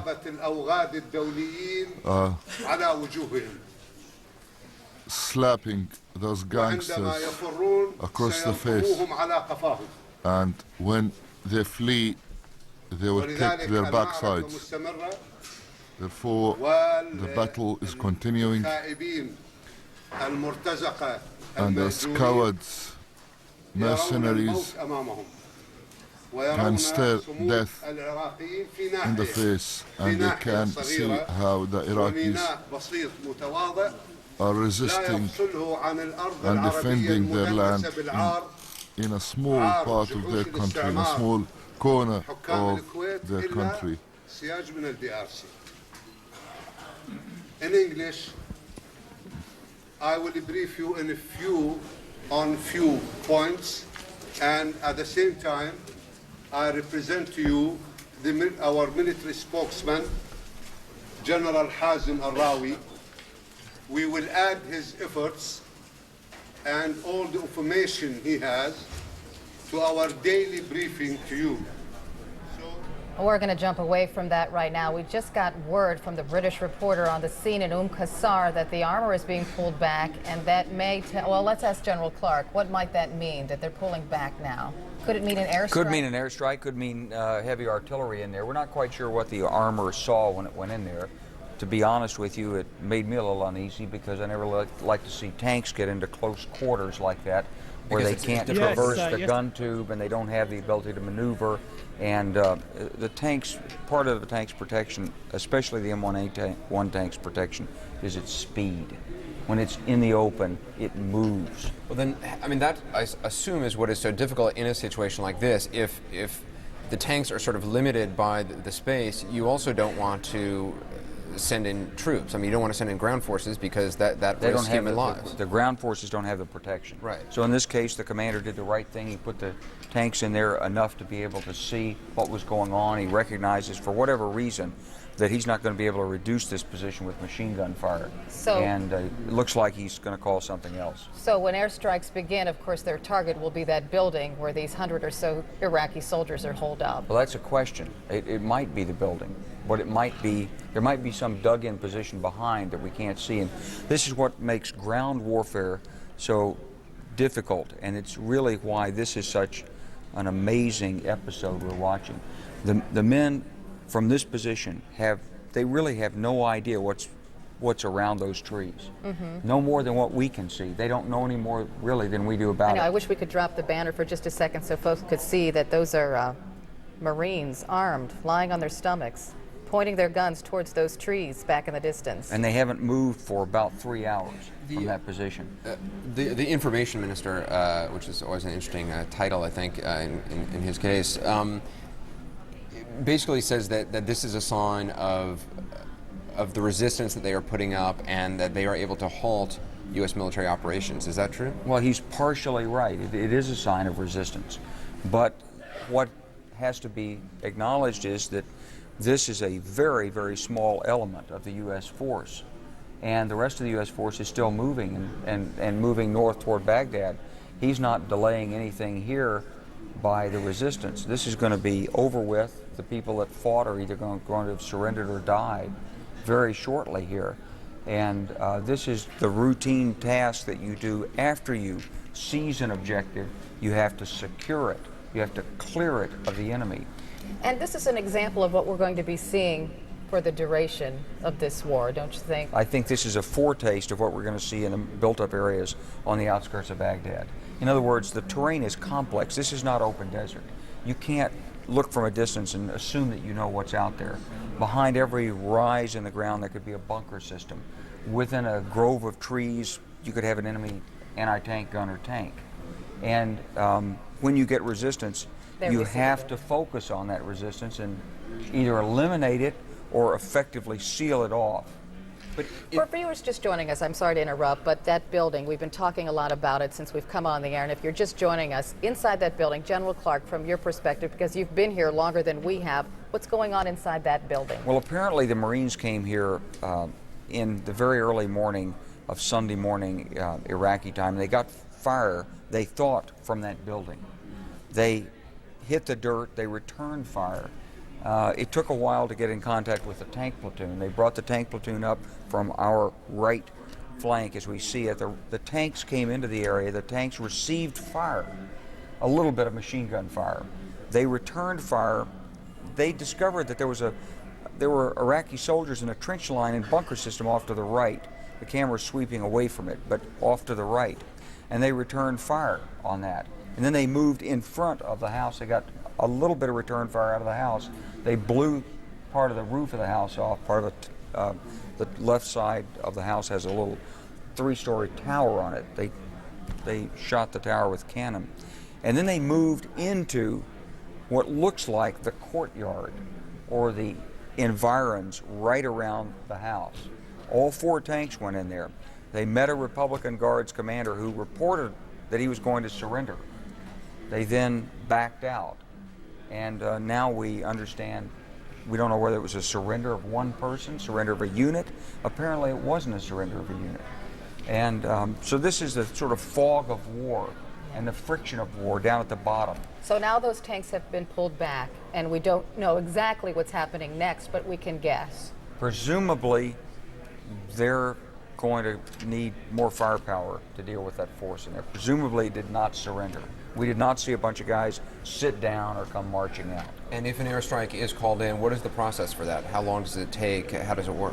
Well, the unit will go through its chain of command 1 or 2 levels up. There'll be a liaison officer there who is on an Air Force or a Marine air net who will actually talk the aircraft in. Then they'll either use the grid coordinates of this building with the reference of what it is around the building they're attacking, or perhaps they'll have a laser designator and actually put a laser spot where they want the bomb to be dropped. It'll be done with a visual identification of the target. One moment, we're going to go back to Walter Rogers, who is somewhere in south central Iraq with the 7th Cavalry. You have an update for us, Walter. What is it?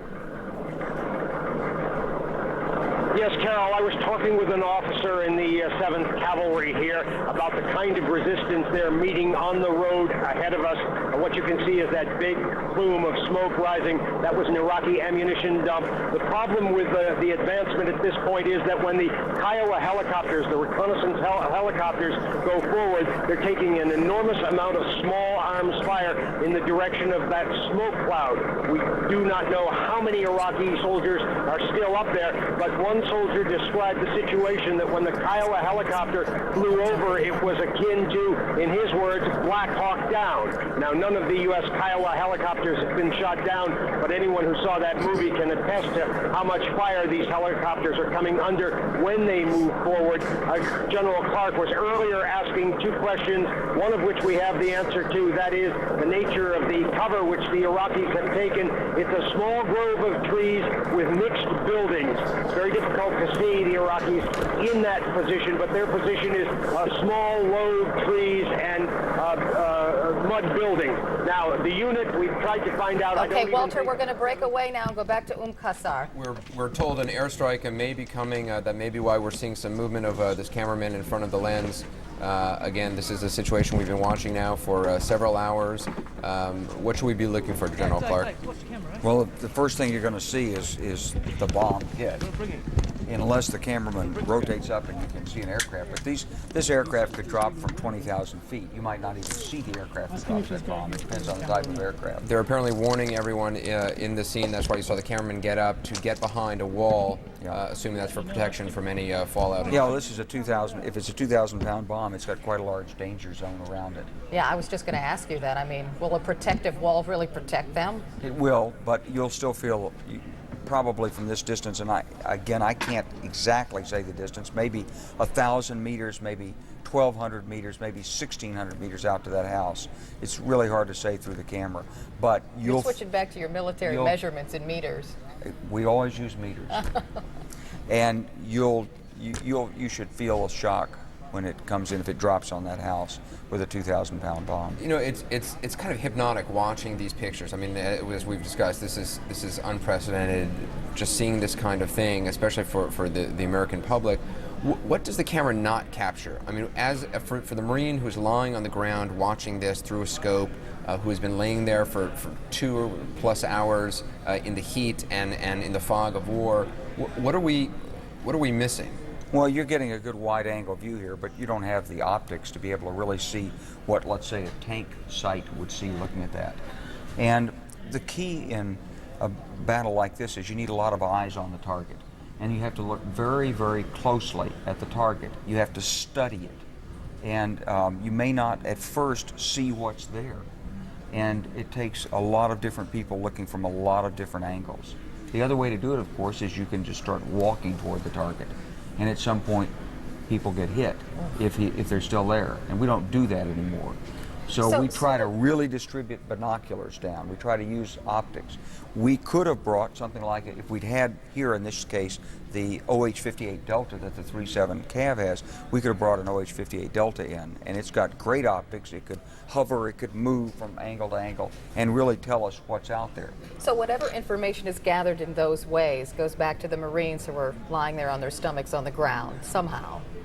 Well, we hope it does. But we're not sure exactly what the information is that's been exchanged between the tank platoon and the Marines. That's on the ground. That's always an issue because everybody's very busy. These radio nets are full of discussion all the time, and it's push to talk, and so it's not like a telephone. One person talks, everybody else listens, and people are fighting to get onto these nets normally and explain what they need, what they see, where they are, and so forth. This is very stressful. And a lack of clear communication. We can hear planes now.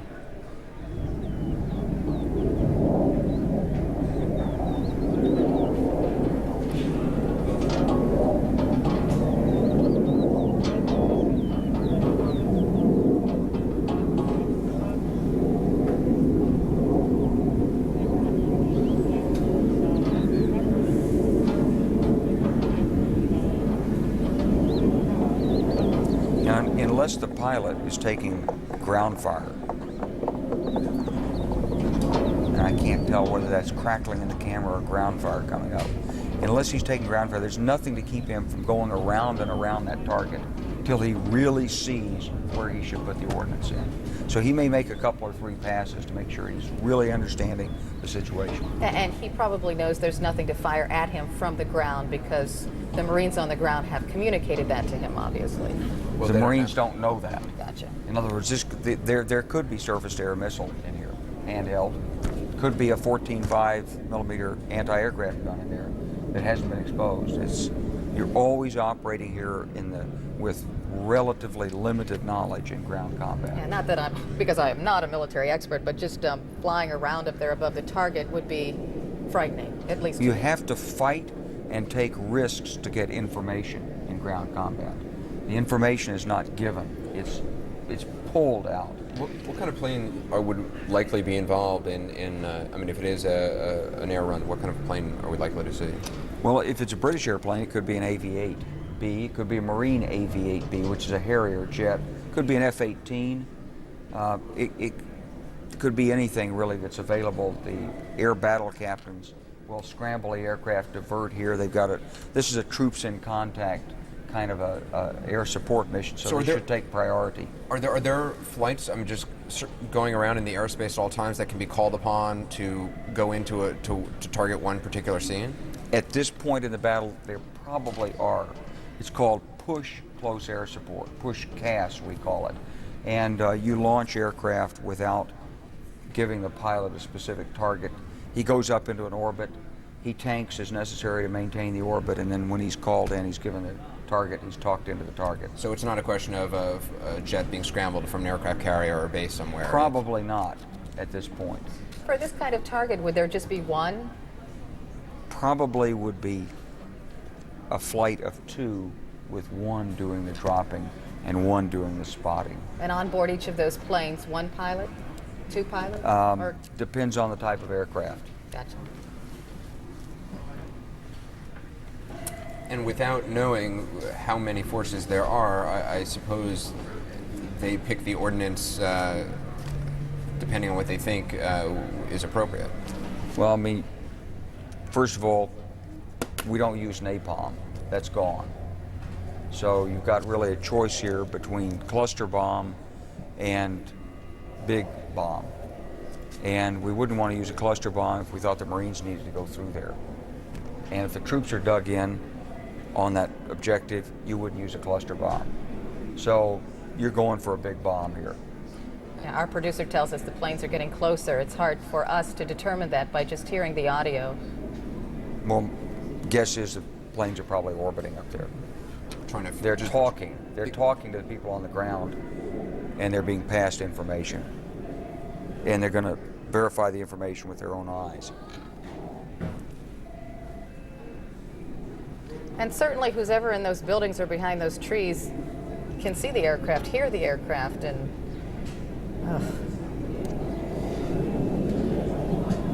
And this is the sort of thing commanders, I mean, used to only see in military centers. I mean, back when you were active duty, I mean, you used to kind of observe these sorts of things in war colleges. And you train this.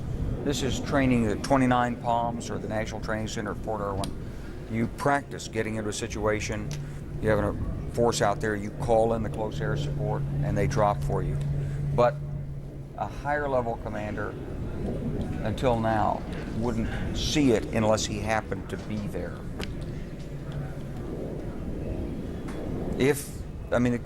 One of the keys in military leadership is to go to the critical point in the battle.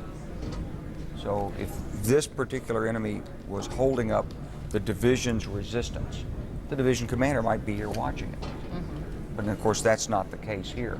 This is a routine sort of clearing the zone. We're going to reduce this enemy force. It's either going to surrender or be destroyed. We're going to do it without losing any of our own forces. I can't imagine how tense things must be out there. I'm feeling tense, and I'm here in Atlanta, Georgia. But just waiting for something to happen and hearing the planes up there. War is either boring or tense and dangerous. When it's boring, people are out there wishing something, they could sort of make something happen. And then in the case when it's really tense, they wish they weren't there. This is okay here. The problem here is to keep the attention level. Troops are tired. These Marines have worked hard, and they've had interrupted sleep, and so they're in a position where they've got to be at utmost attentiveness, focused on this position continuously. Is there any sense, I mean, we may not know simply, but how many forces are involved in this I mean, we've seen, a dozen or so Marines probably in the immediate vicinity of the camera. Any sense of how large an operation this is? Well, we don't know the size of the Marine Force. It's at least a platoon. It may be a company. So explain a platoon, how many? Maybe, for the Marines, maybe 35 troops, 40 troops. And that's what I've seen, but this could be part of a larger force here. And the whole force could be focused on this for all we know. Now, earlier we had seen a patrol coming down the road. It was to the right of where the camera is now. Then they seemed to break away and sort of move off. That, I guess, a sign that operations in this area haven't come to a complete halt, that things continue to move on. Of course, they just bypassed where the fighting was, but it's a good sign for the Marines because it shows they have positive command and control of the activity that's in that area. It also shows a level of communication, exactly. Which is obviously a good thing. That's exactly right. It's fascinating to watch. I mean, there's so much had been made in the last war about the sort of the antiseptic nature of the pictures we saw. It seemed so far away. It seemed this is a completely different thing, and it will be interesting to see in the coming days and weeks what sort of an impact that has, both on the military planning and the well, this is why we argued so strongly to have embedded media. In 1991, the greatest tank battle in history was never covered by the press because the United States Army didn't permit anyone to come forward. So there were a number of us who felt that this was absolutely essential in promoting public understanding. This is not antiseptic war. This is not clean. This is high technology war, but it's very much hands-on, high risk. And it's interesting that you say that because you hear a lot of criticism of the media for having embedded reporters and possibly putting the troops in danger by giving away too much information. But the military knows all of that, understands that, and has ways around it and wants them there. Well, it's very important for the military, I believe, to have this kind of information coming out because the way it works is that the technology works from the top down. The first guy to get served is the commander, the general, and he only has to be in the right valley. He doesn't have to know precisely where. The general's not calling for artillery on this point. And what you have in the Marines and the Army is you have so many lower level units that to equip them all with the technology is difficult, expensive, it's hard to maintain, it's very bad environmental conditions, it's hot, it's dirty, it's dusty, the stuff gets thrown around in their track vehicles. And so when we really started with technology 20 or 30 years ago, the guys down here never had it. Mm-hmm. So this is where it has to be. These people really need the access to an unmanned aerial vehicle. If you had a small unmanned aerial vehicle and you could fly it over the battlefield and take a picture, you'd see what was there. You wouldn't have had to drive the tanks into the grove of trees and risk the tanks in there. Going back to the Iraqi troops that are holed up inside that building or perhaps around it, we have heard that we don't know the condition of Saddam Hussein, and maybe his military is in disarray. What does this tell you about that aspect of this war? Is this an organized thing? Well, first of all, you always have to respect your enemy.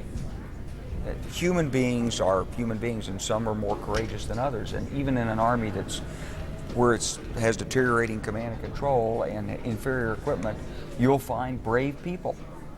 And they will oppose you if they determine to do that, even knowing that ultimately there's not much chance for their success and that this won't make any difference to the outcome of the war. So this may not be part of some grand military plan. Oh, it is. It is on the part of Saddam Hussein. He would like to stall us here. He'd like to use the vastness of Iraq to soak up the American forces, force the American forces to expend manpower. I hear yelling use up now. Their supplies. They hear it coming in.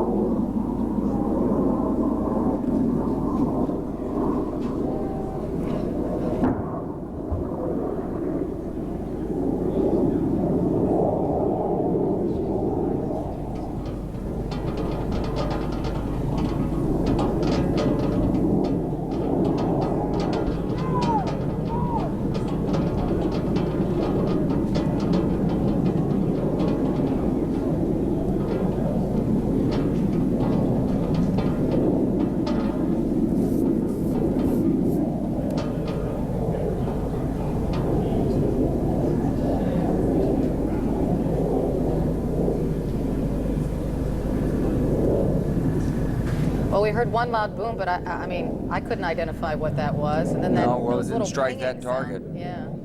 I think what's happened with the camera, and I'm just guessing here, since we saw one cameraman moving in front of the lens, is that he has probably laid the camera in just a stationary position while they were told to seek cover behind some sort of wall. So you may be wondering at home why, when that explosion occurred, the camera didn't move or pan over. It's probably an unmanned camera at this point. This is a pool camera, and these pictures are literally being seen around the world live on stations across not only the United States but across the world, Arab stations, European as well. This is a British reporter on the scene, and again, right now we believe his camera person, as well as the Marines who they are with, have pulled back and are sitting behind some sort of a protective wall as an airstrike was called in. We heard one explosion. We don't know exactly in what location it was, how close it was. It sounded relatively close. It sounded close, but presumably he left the target pointing at the camera pointing at the target. Or the wrong target, perhaps. The wrong target, yeah. Or, they could have called in the air on several different targets, and we may be only seeing one of them. You know, we've heard so much about this sort of sporadic contact in the last 2 days or so around Qsar, small groups, small pockets of resistance as it's been categorized.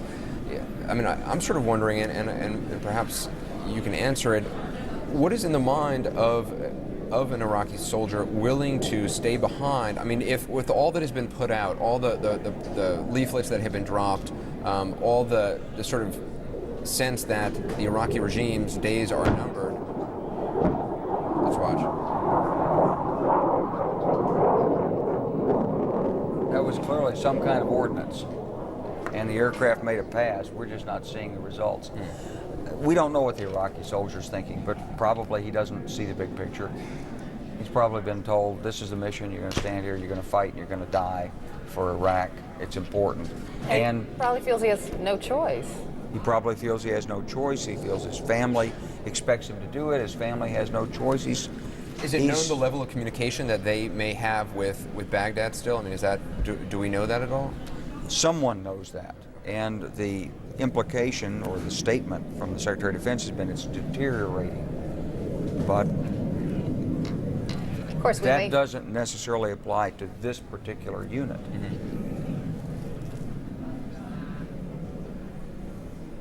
Yeah, we're seeing on our screen now that the Republican Guard commander has surrendered, and hopefully the U.S. military will be able to get some information out of him. Hopefully he will talk and will explain this, and maybe he'll convince someone else to surrender. And that's the way you'd like to roll up the position. You'd like to do it by having the enemy surrender rather than by having to dig them out in each location. Because when you go into an area like this, you really have no idea what the strength of the enemy force is anyway, until they begin to surrender. As we continue to watch this scene in Qsar, we're going to be joined by Christian Ahmadpour, who is live somewhere in southern Iraq near some oil wells, which I believe in the rear of her we can see seem to be alight. Christian, what is the latest where you are?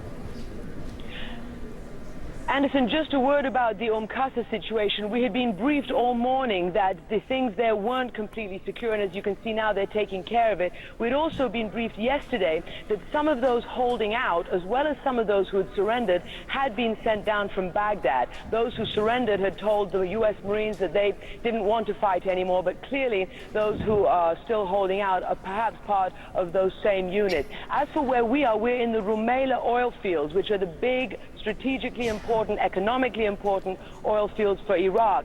And the objective here was to take these oil fields and all the gas and oil pumping stations here intact. And that is what they've done. Essentially, we've been told and we've been shown the gas oil separation pumps, which are the very important facilities which eventually pump the oil down to where it needs to be exported. But the thing is, what the important thing here, they tell us, is that they have secured those. They have found no attempts, they say, yet of any Iraqi booby trapping or sabotage. Of course, as you know, before this campaign started, people were being briefed very heavily that U.S. and UK intelligence had showed them that the Iraqis were planning to blow up their oil fields. Well, the British Royal Engineers who've gone in here, they started 8 hours, or rather 3 hours, after the actual ground offensive started. They say they have found absolutely nothing yet to show that there was any attempt to booby trap or sabotage, and certainly nothing that shows any orders were executed to do that. There have been several oil wells set on fire, but that, relatively speaking, is a minor situation. You may be able to see some smoke in the background. That's one of those oil wells, but the important gas oil separation pumps have not been sabotaged in this area. Anderson? Christian, we are seeing not only your picture, but also very close-up pictures of oil wells that have been set on fire. Quite dramatic pictures from Kuwaiti TV. How are those fires going to be put out? Are the troops you're with capable of that, or are they going to have to call in experts? Well, there's several methods. Again, just to put this in perspective, there's something like 500 oil wells in this area, and according to Tommy Franks yesterday, 9 had been set on fire, and according to the engineers here, even that number, they say, is being rolled back to 7.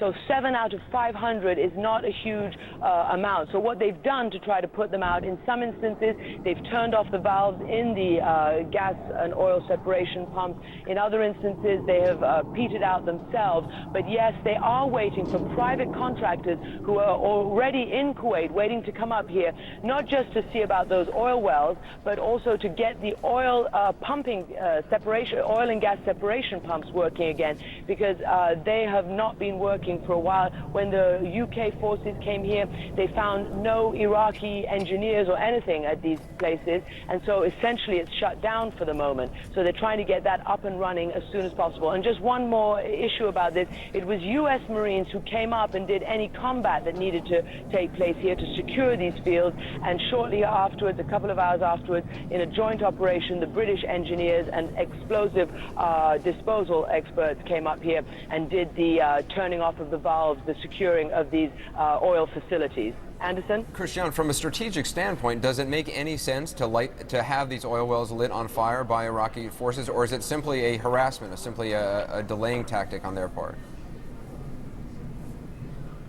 Well, it was what we're being told here. The assessment was that if that has happened in terms of those very few wells, it was perhaps either an individual firing around into one of those wells and setting that on fire at the mouth of that well, or an attempt to try to obscure the vision of the invading forces. But that has been a futile attempt. We've also seen oil-filled trenches around some of these installations, and some of those we can see that the oil has been burnt off.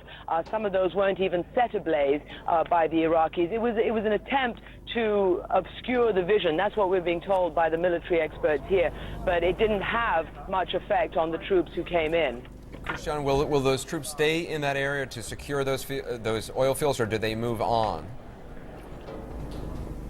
No, they will stay, certainly for the moment. It's now under the British command, this oil field area, as the American forces have moved up and towards their main objective, which is Baghdad. But they will stay, and they will obviously be securing the area and waiting also for those private contractors to come in and get those gas oil separation plants up and running.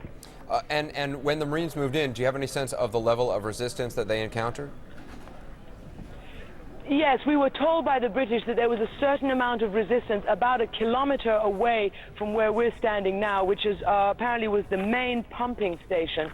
That's where there was some resistance. There were some casualties taken as well. That apparently has already been released, but there were a few casualties, some injuries, and perhaps one U.S. fatality there, these in the early hours of the land invasion. But again, that was fairly localized, and up until now there's been nothing else to harass them, and they are taking control over this particular part of these important fields. And I may have already said it, but this southern field, the Rumaila oil field, produces somewhere between 50 and 60% of Iraq's oil output.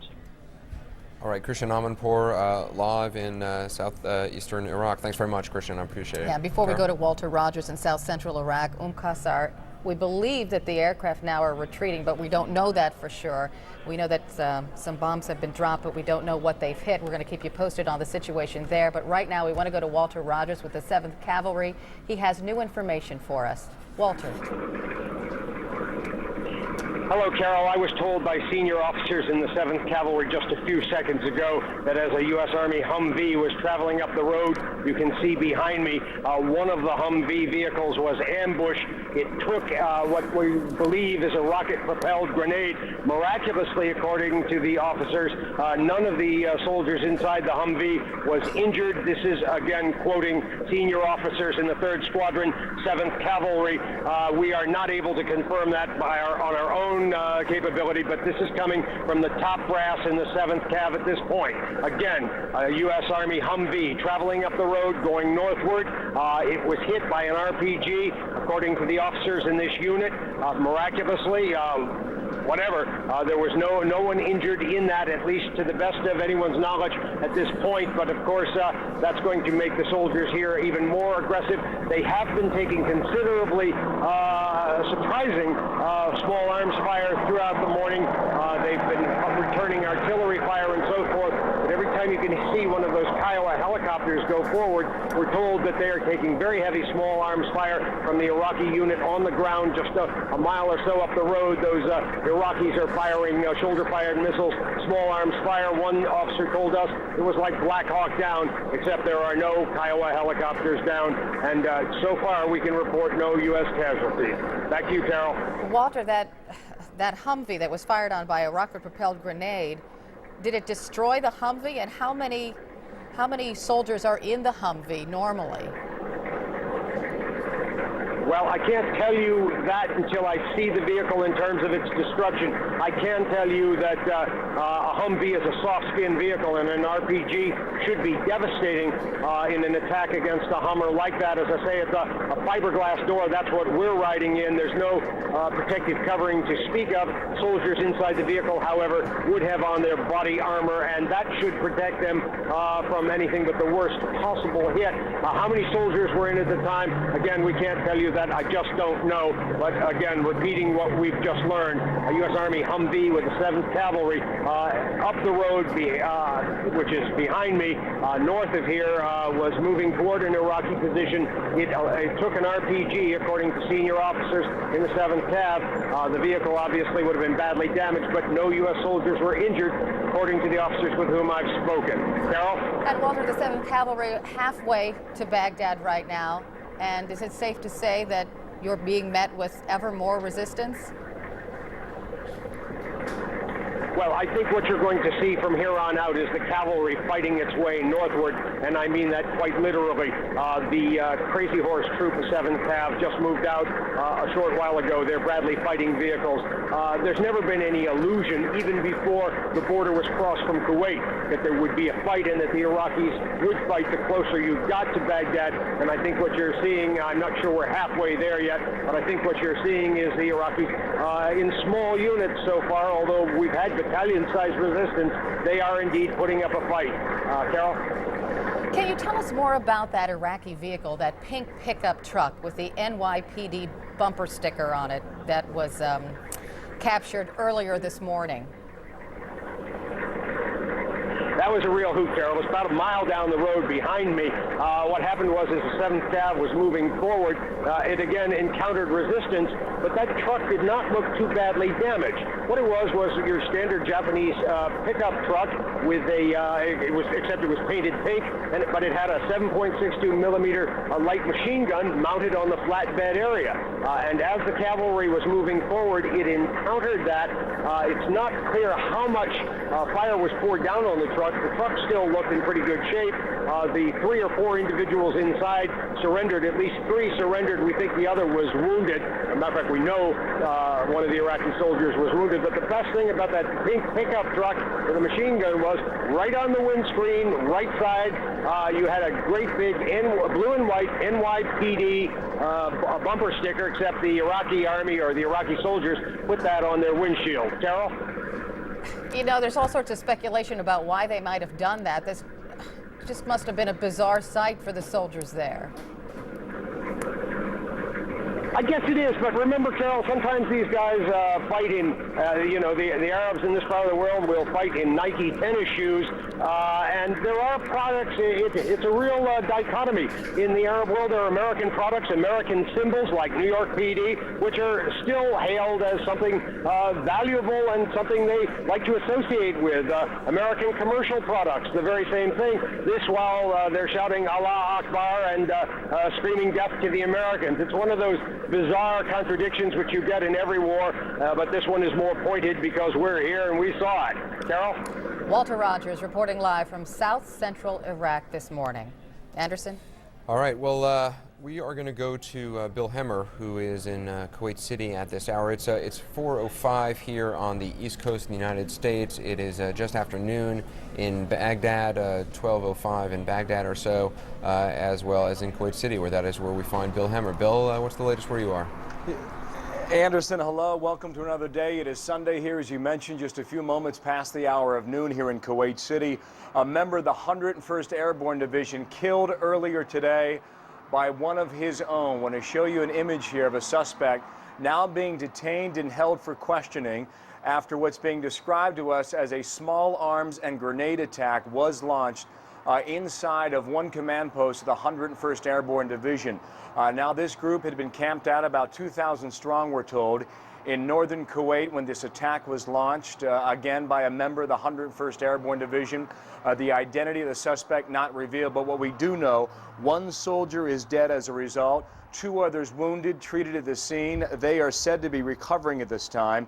But in addition to those 2, 10 others have been medevaced to a local Army hospital. They're now being treated. Some of those wounds, we are told, are said to be quite serious. We talked with a member of the 101st Airborne earlier today. This is how he described what he saw at the scene today.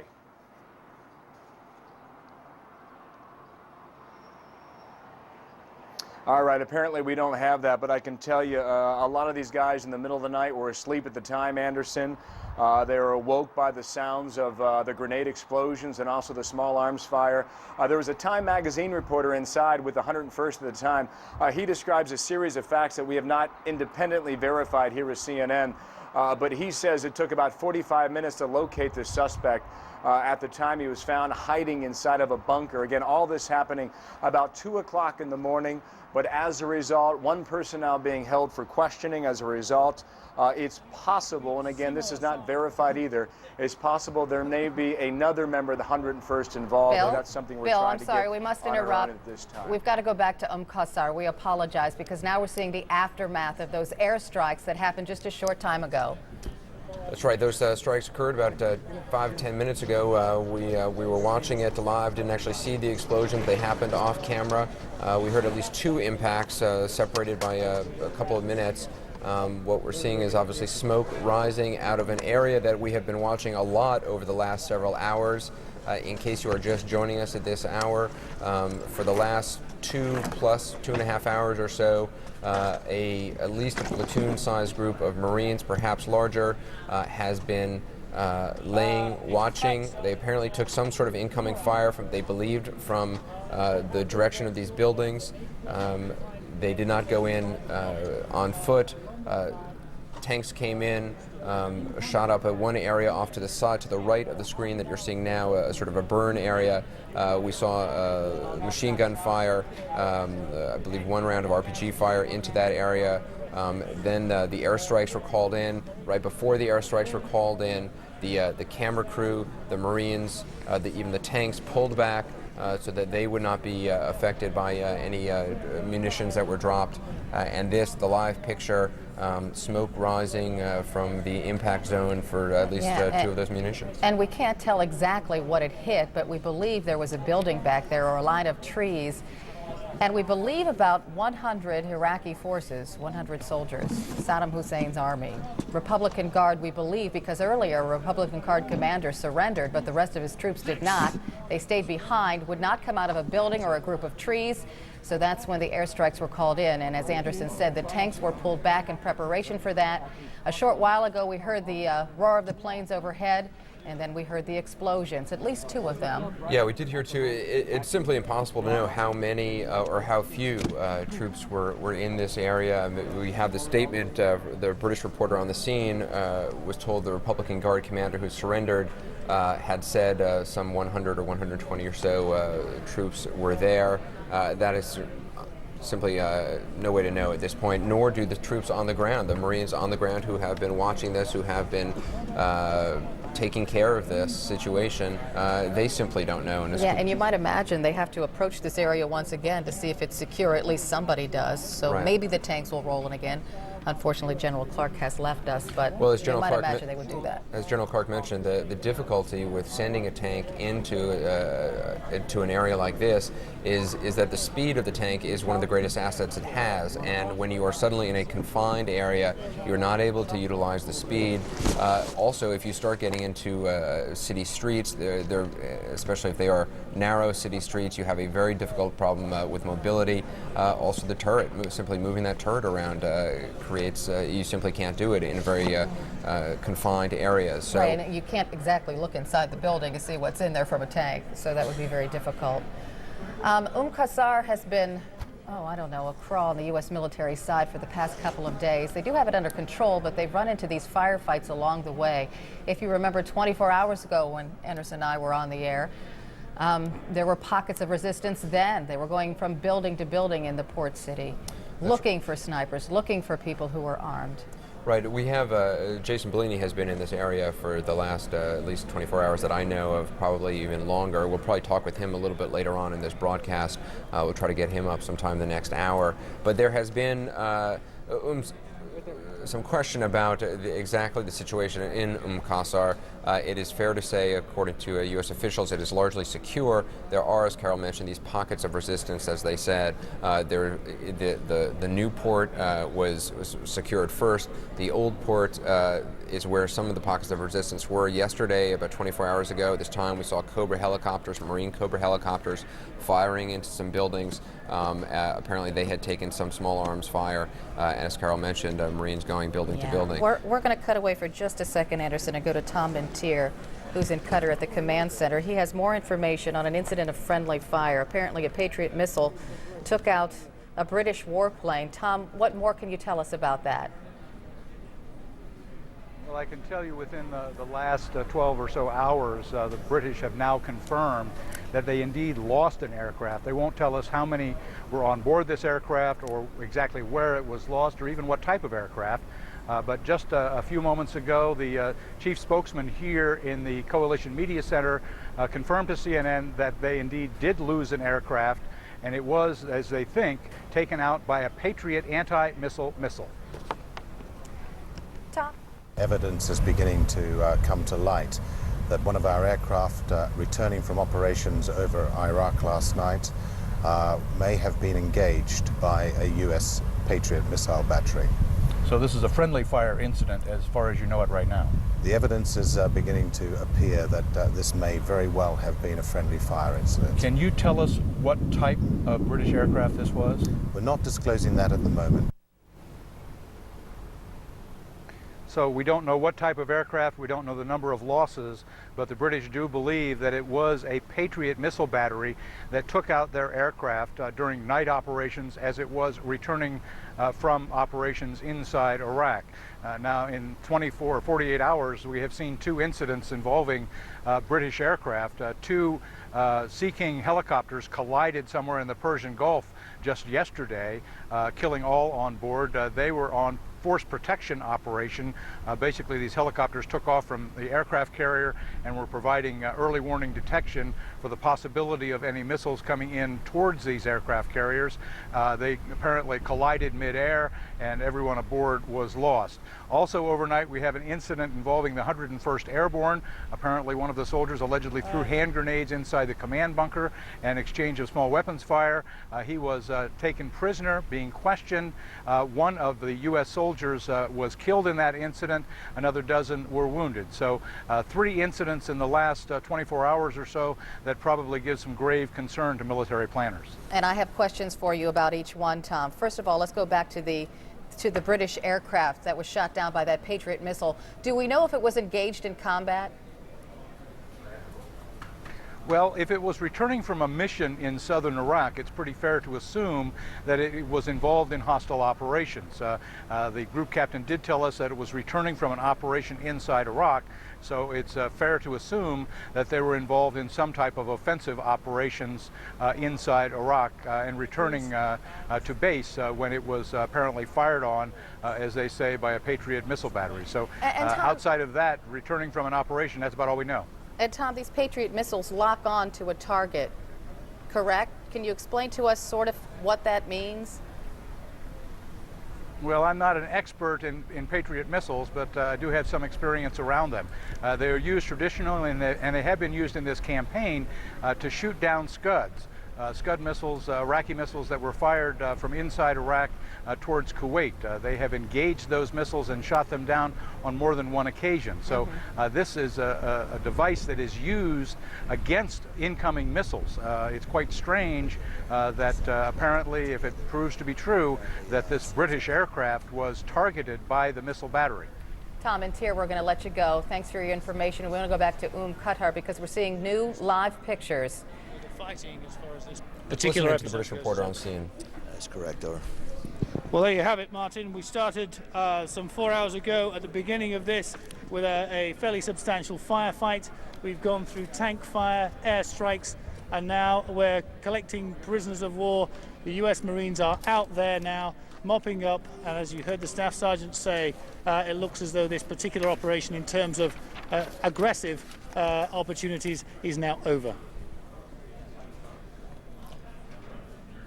And in case you have not been following along with us over the last 2 or so hours, this has been an operation which has captivated much of our coverage and much coverage throughout the world, both in the United States television, Arab television, European television. These images carried live really across the world. What we saw, a platoon at least of Marines took some sort of fire, they believed, from an area that there were some buildings in.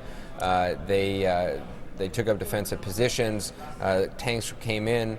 Tanks shot up the area using some heavy machine guns. Then an airstrike was called in. And as we've just heard, the British reporter on the scene saying they are now taking some prisoners and that the operation is essentially over. It has been, and what you're looking at on the screen, you're seeing one individual walking toward what were those buildings. We don't know who that individual is. They're moving quite fast. It doesn't necessarily look like a soldier. We're simply not sure. But what is significant about this is that this was just one small operation in a much larger area where operations are going on. It is not an operation that has brought to a halt all military activity in that area. General Wesley Clark, who was with us earlier, pointing out that simply other units would just go around this area where this operation was taking place, let the Marines on the ground deal with this, and the further operations in the area of Qsar would continue along. And there have been, over the last 48 hours or so in Qsar, sporadic pockets of resistance and small arms fire and the like being taken by various forces, British, U.S. Marines, and they have been essentially walking across with a white flag.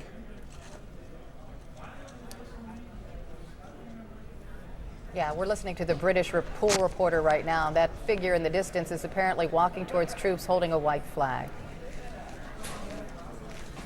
Okay. All right. I think we're going to get more airstrikes.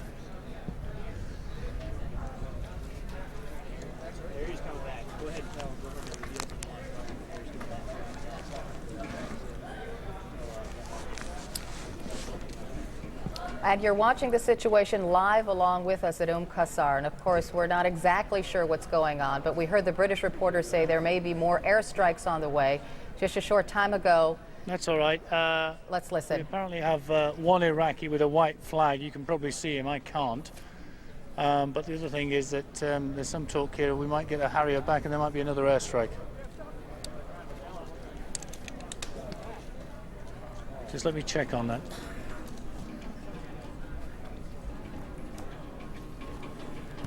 Possibility of a Harrier jet coming in. Getting the Harrier back?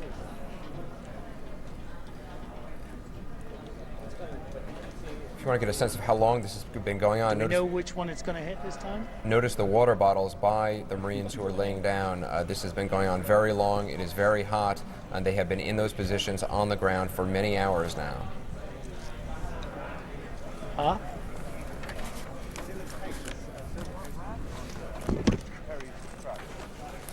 Attention all networks, AP is about to feed a soundbite from the RAF briefing on the missing RAF plane. Again, we had heard from the British reporter on the scene that the operation seemed to be over. Now he seems to be saying that they are perhaps waiting for another airstrike. Obviously another airstrike perhaps being called in because they feel there are still some forces there who have not given up. We saw about a minute or two ago one figure walking to the left of the screen, apparently with a white flag. Couldn't see it from our vantage point, but according to the British reporter on the scene.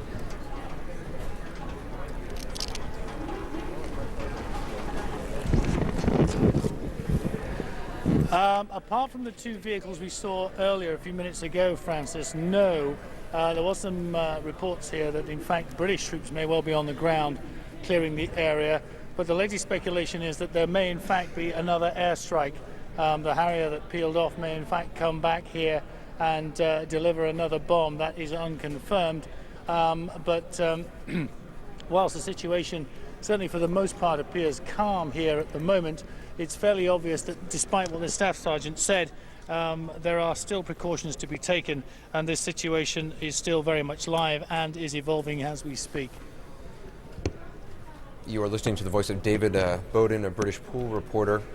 Pool reporter meaning that all news outlets have access to the images and the sound that he is collecting at this scene.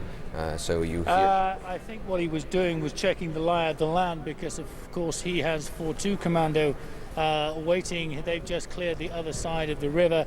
They need to be in here so that they can help set up for the humanitarian aid, but they're not going to do that while this place is still under the control of the 15 the US Marines until they move on to their next task.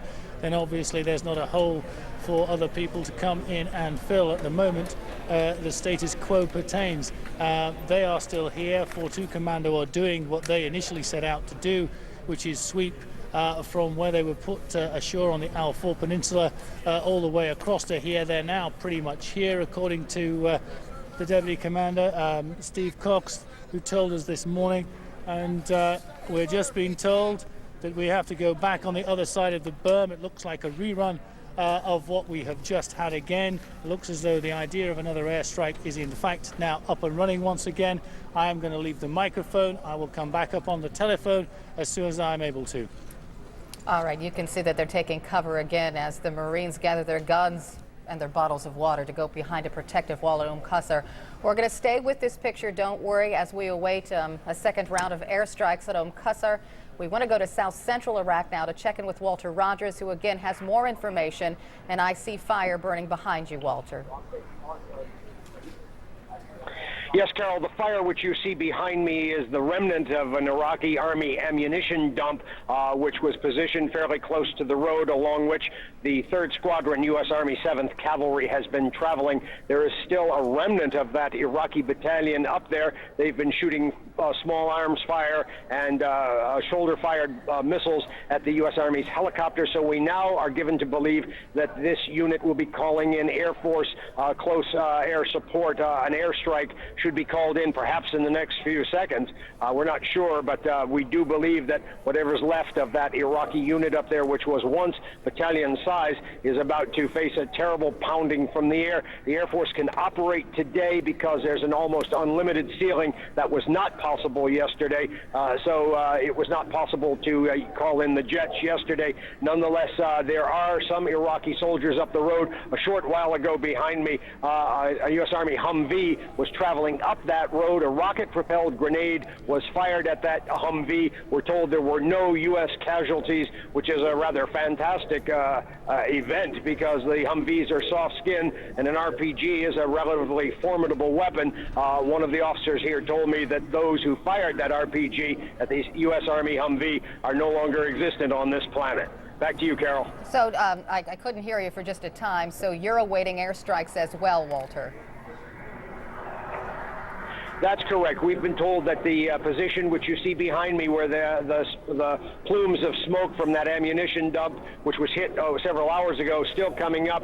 There are pockets of Iraqi resistance there. There's the remnant of a battalion. It is not clear how many Iraqi soldiers are up there. They're hidden in a grove of trees and some small buildings in the area. So we're given to believe that close air support is being called in, which is to say the place is about to be bombed and strafed, and any of those Iraqis left in there are going to face some very serious firepower from the air.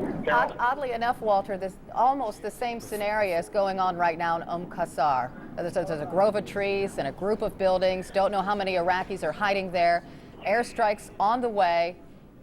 You know, it's just strange that it's almost the same situation where you are.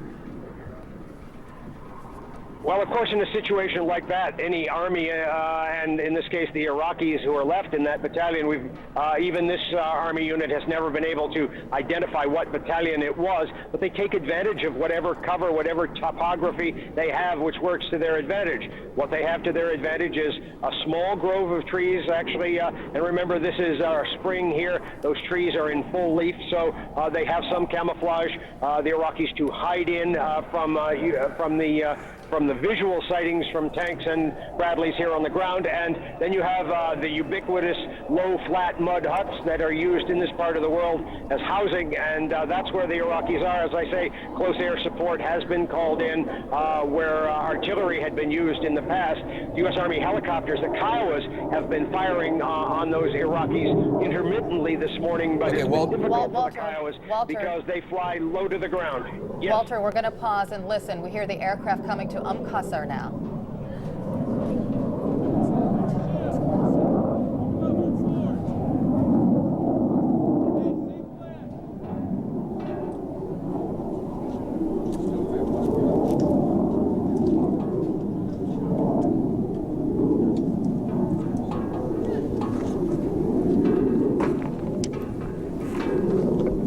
If you have ever been on the ground and you hear this overhead, it is an extraordinarily ominous sound, and one can only imagine what must be going through the minds of anyone in those positions in the Iraqi forces as they hear this.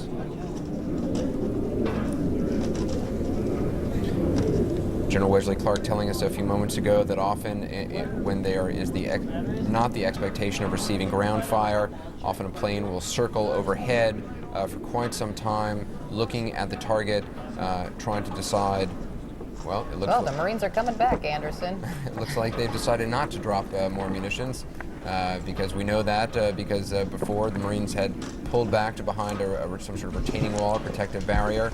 Looks like whatever airstrike was going to happen is not happening now, and they are resuming their positions. Yes. Shall we go back to South Central Iraq and continue our talk with Walter Rogers and pending airstrikes there? Walter?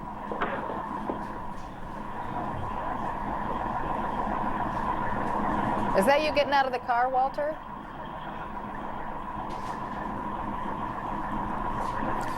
Walter, can you hear us? As we wait for Walter, what you're watching is some fire burning in the distance, smoke rising. Okay, let's go back to Qsar. Listen to David Bowden.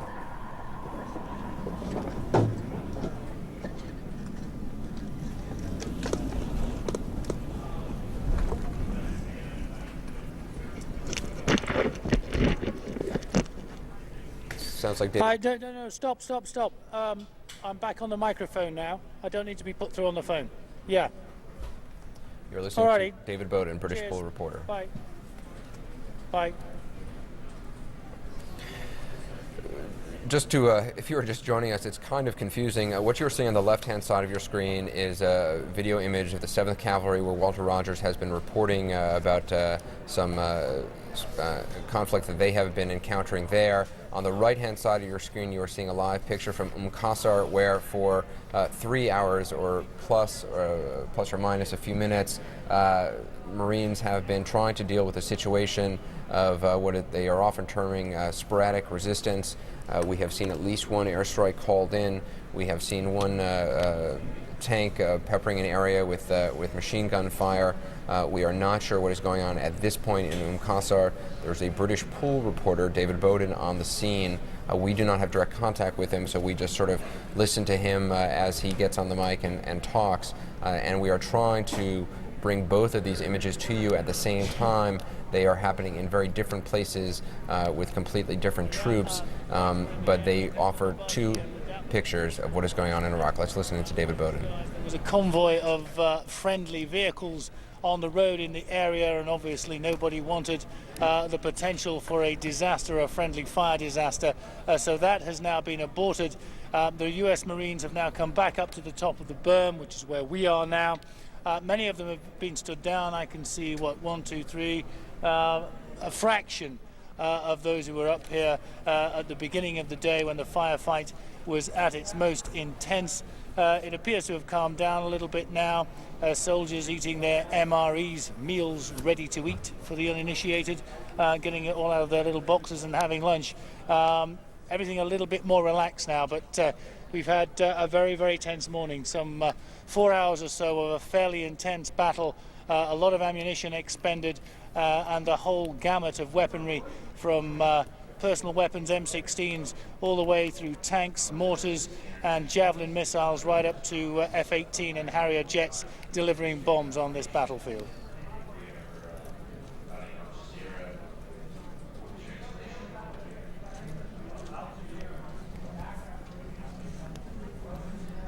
Fascinating pictures. Do we have Walter Rogers on the phone right now from South Central Iraq? Because he is awaiting airstrikes right now. Walter, are you with us? Yes, Carol, I'm here, and if our picture is holding, what you're looking at is a fire from an airstrike, actually artillery strike, a number of hours ago. That's an Iraqi position, which is still on fire up there. The Iraqis were ensconced in a grove of trees, substantial grove of trees, plus some small buildings. That unit is about to be bombed and strafed again. The 7th Cavalry has called for close air support.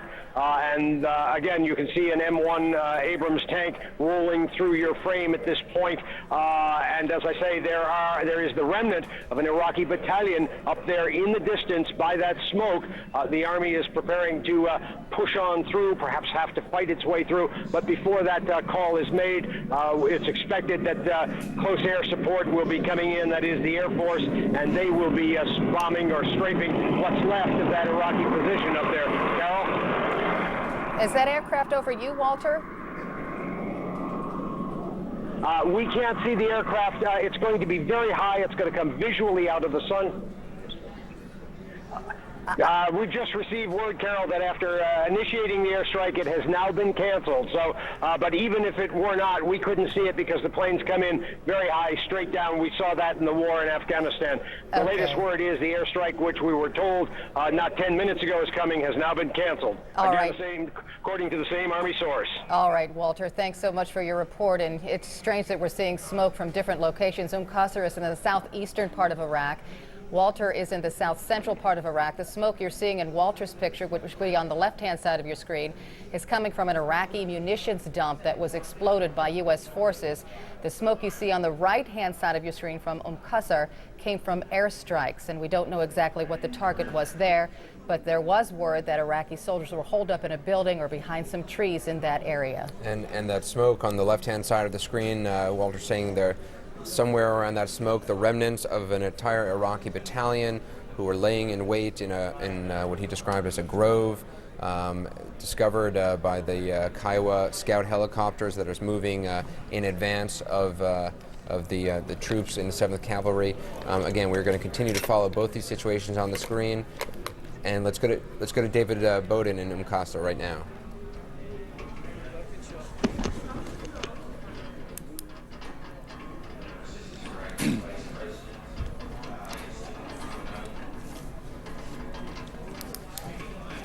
This is David Bowden, a British pool reporter, about to interview, we believe, Marine Sergeant, Staff Sergeant on the scene in Qsar, the firefight that we've been following for the last 4 hours.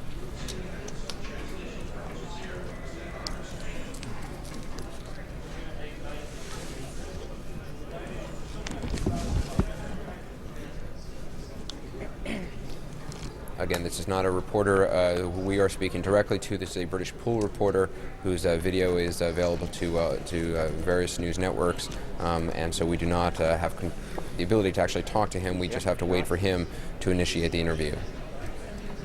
But you can see behind the Staff Sergeant a number of Marines still laid out in position, as they have been for 4 hours now, baking in the hot sun. They're now drinking water. We saw some MREs being passed out. Certainly seems that the situation has calmed down from the firefight that we saw shortly ago. I know it's strange just to see them sitting and eating their MREs right now.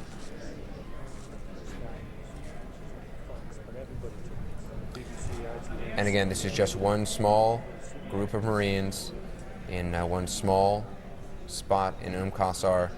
There has been sporadic resistance, we have been told, on and off. Hello, John.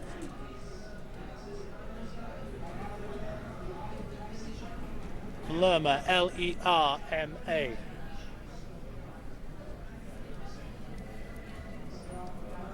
He's part of the 15 Mu. What company are you with? Fox Company. And you are what, a platoon commander or something? Platoon sergeant. Platoon sergeant, Fox Company. So it seems like we're going to hear from Platoon Sergeant Lerma from Fox Company, U.S. Marines. Okay.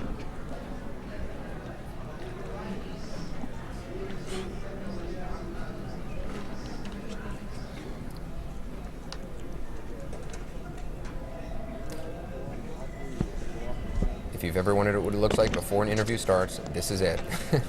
Not very interesting. No.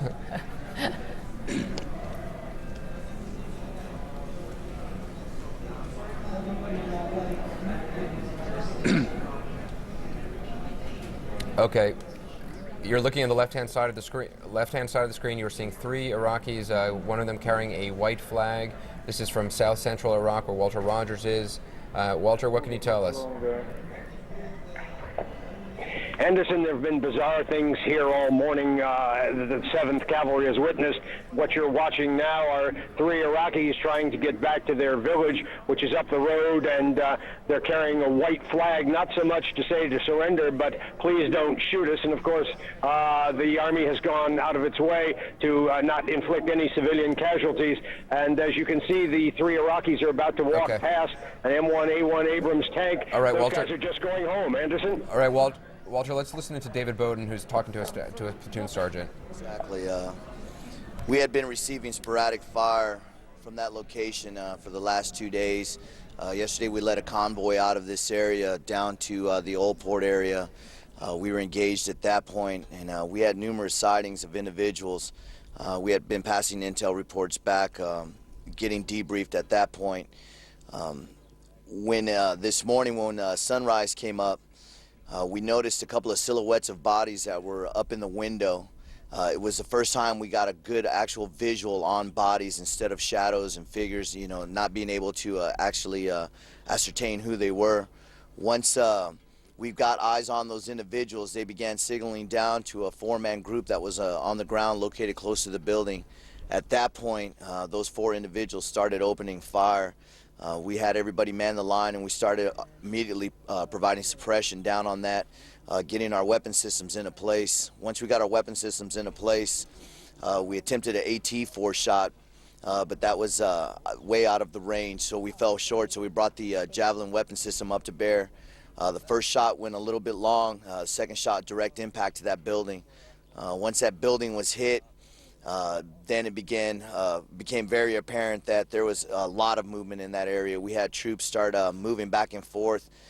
We began engaging with the machine guns, and just people started just popping out of everywhere.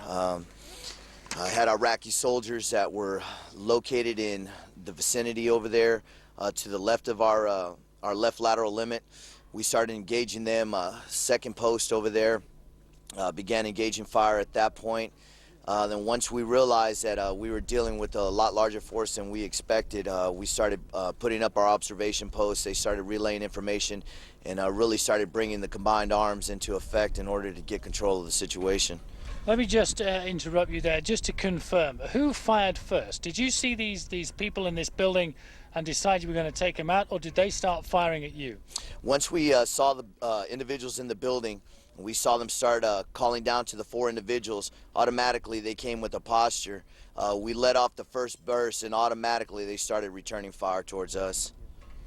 And then, of course, it escalated rapidly. We had tanks here. We had ultimately airstrikes. This went from being what was a smallish skirmish, I guess, at the beginning, to a full-scale, 4-hour-long battle. Yes, it did. I mean, we have unconfirmed reports of different Iraqi officers stating that troop strength. I mean, all of that is unconfirmed. I'm sure as this unfolds, the picture will become a lot clearer of what exactly was in there and who was operating in there. But it rapidly escalated into, like you said, from a skirmish into a full-scale battle. You will know better than most that when the plans were drawn up for this conflict against Iraq, the idea was for you guys from the 15 MU to get into Qsar and get out in a matter of hours. We're now moving into day 3. These guys are slowing you up, aren't they? Well, no, actually, the original plan was us to roll into Qsar, and we were to be here from anywhere from a 4 to 8 hour period, or as you were, a 4 to 8 hour span of days. It's always uncertain as long as how we're going to be here. I mean, the situation is unfolding, and as the battlefield unfolds, we make adjustments. We could be here anywhere from a couple of hours to many days. I mean, we're not going to move through until we thoroughly have provided and secured this area for the non-government organizations to roll in. We want to make sure that they have the ability to roll in here unimpeded by any type of threat, so that we can get that humanitarian aid in here and start getting that humanitarian aid out to the people that need it. What's your best guess then, given what's happened here this morning, about how close you are to that objective? Is it still dangerous out there? I really can't speak above my level what's going on as far as the whole area down here. As far as me at ground level with my squad, there's always a threat. I mean, we don't adhere to reports from anybody that the threat has gone away, this area is secured. We're always maintaining our posture here on the platoon level to ensure that we here are always constantly ready for a fight, because it could pop up from anywhere. Did it surprise you that Iraqi soldiers that it had been predicted would just hold their hands up and surrender, have put up such a fight and have caused you so much problem this morning? Nothing out here surprises me. I mean, we prepare and we anticipate the worst, and we always focus our training and focus everything that we do out here to anticipate that. What actually happened here, who knows? I mean, you might have had a rogue bunch that just decided to separate from the individuals. I mean, because we've got reports, unconfirmed of course, at our level of divisions giving up. There's always going to be a few that are going to remain to the cause, and I mean, that's why we maintain the posture here on the platoon level that we do. Just clear something up for me. When we were speaking earlier in the middle of the battle, you mentioned 15, 20 people you saw in the distance. What happened to them? Where did they go? Right now, we have reports that we have individuals that are starting to move towards Objective 5, where... Objective 5 is what? Objective 5 is basically a staging area for POWs and any detainees that we have. And is that out on what became the battlefield this morning somewhere? Somewhere located in that area. So if we swing the camera around, Mike, perhaps we could have a quick look at the area we're talking about just behind us, what was pretty much the battlefield this morning. It now appears to be all quiet, but Staff Sergeant, for a while this morning, you were concerned that there were people popping up all over the place, and you had no idea who they were. Yes, I mean, like I said, as the battlefield unfolds, I mean, anything could happen. Anything that's out there is always going to be always be taken in with the greatest amount of concern. I mean, we're never going to approach a situation as Marines where we assume anything. Anybody out there could be giving up. They could be fighting until we definitely get confirmation and we get visual on what exactly they're doing. We're always going to go into the posture and expect the worst. Staff Sergeant, we've all had a very busy morning. I'll let you go and get some food and water and prepare for whatever might be coming your way. Back to you. All right, you have been listening to David Bowden, a British pool reporter who has been following this skirmish in Qsar for the last 4 hours or so. You've just been listening to Staff Sergeant Nick Lerma with Fox Company, the U.S. Marines. And when you consider that that man has been